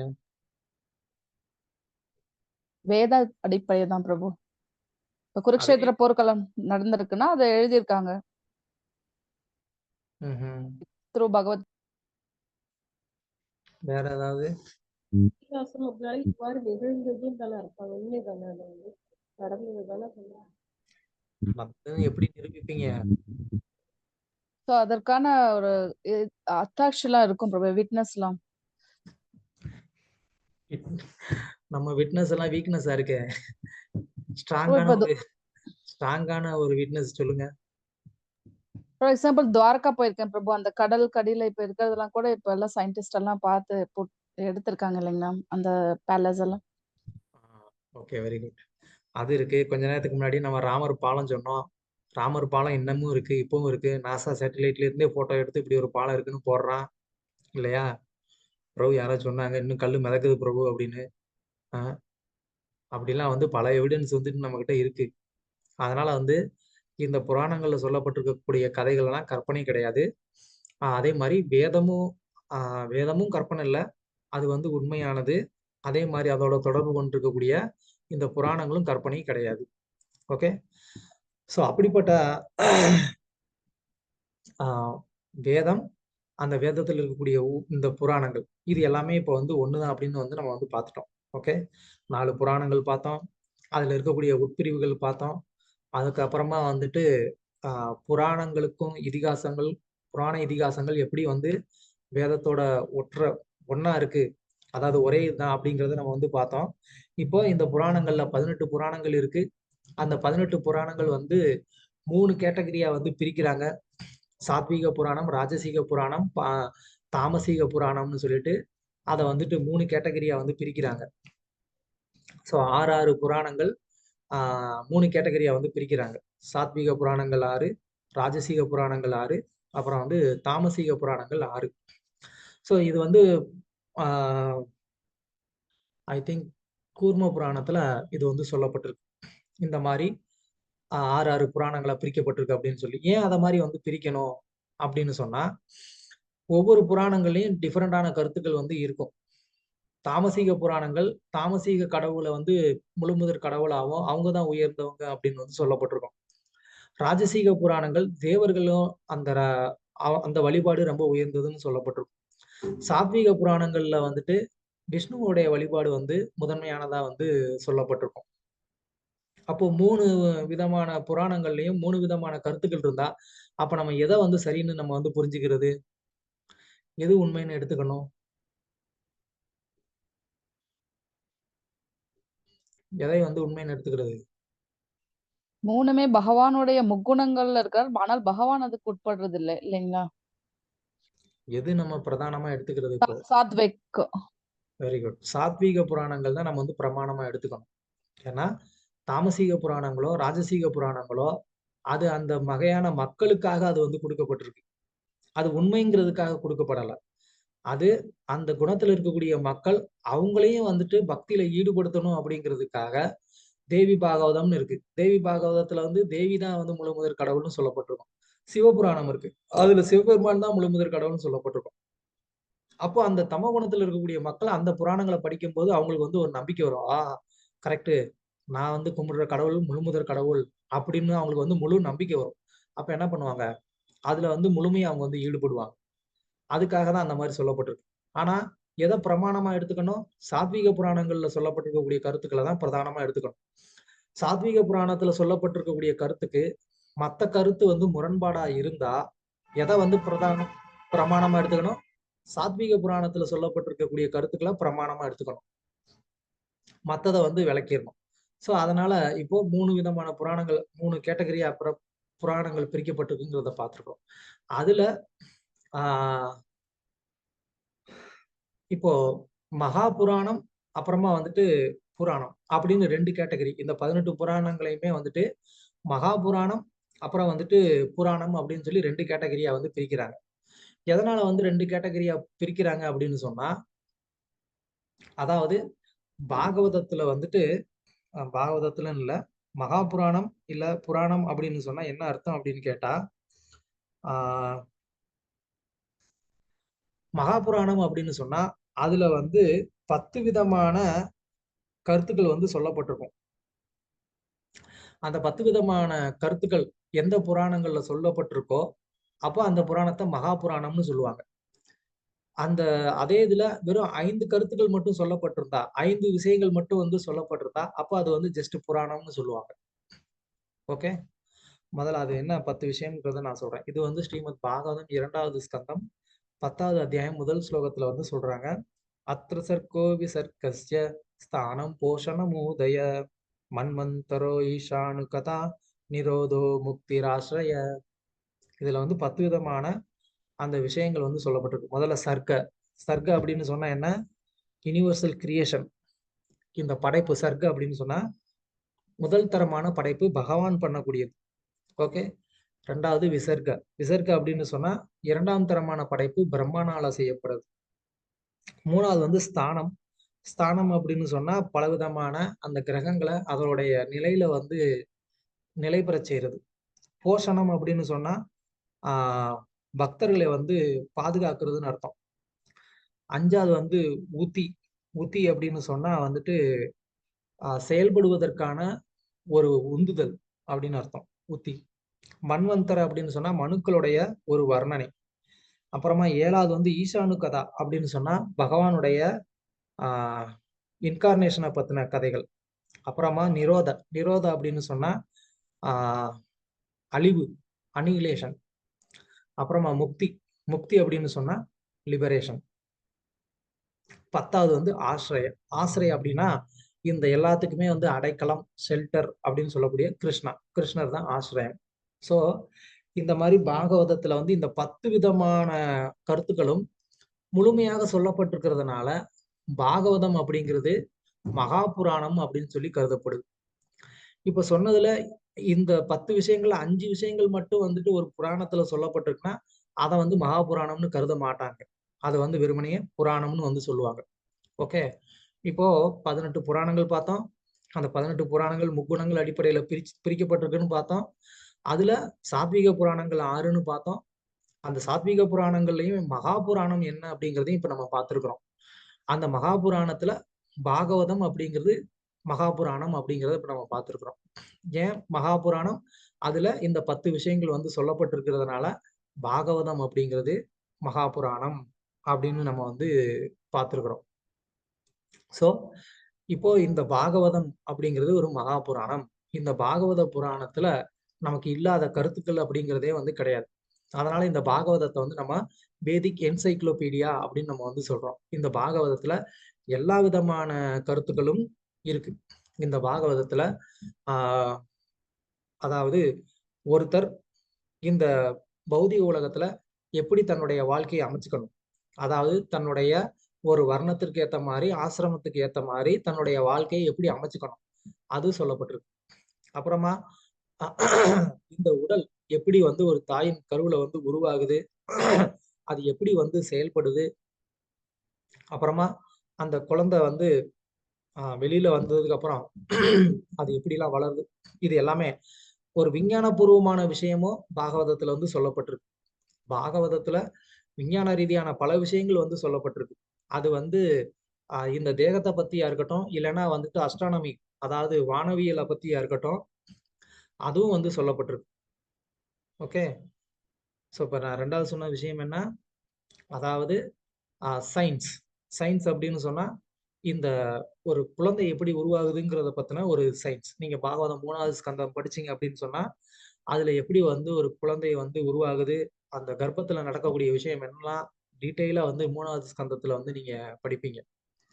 அதுக்கப்புறம் அஸ்ட்ரானமி அதாவது வானவியல் சாஸ்திரம், இந்த மொத்தமா இந்த கிரியேஷனை பத்தியே மொத்தம் 14 பிளானட்டரி சிஸ்டம், அது மற்ற கிரகங்கள்லாம் எப்படி வந்து இருக்கு, எப்படி செயல்படுது, இதெல்லாம் நீங்க 5வது ஸ்கந்தத்துல வந்து படிப்பீங்க. அதுக்கப்புறமா வந்துட்டு எப்படி வந்து பலவிதமான மார்க்கங்கள் இருக்கு, அதாவது வந்து அஷ்டாங்க யோகம், கர்ம யோகம், ஞான யோகம், சாங்கிய யோகம், இப்படி வந்து பலவிதமான மார்க்கங்கள் இருக்கு. இந்த மார்க்கங்களுக்கு எல்லாத்துக்கும் நடுவுல எப்படி வந்து பக்தி வந்து உயர்ந்ததாகவும் அந்த பக்தினால ஒருத்தர் வந்து எப்படி பகவான ஒருத்தர் அடைகிறாரு அப்படிங்கிறதும் சொல்லப்பட்டிருக்கு.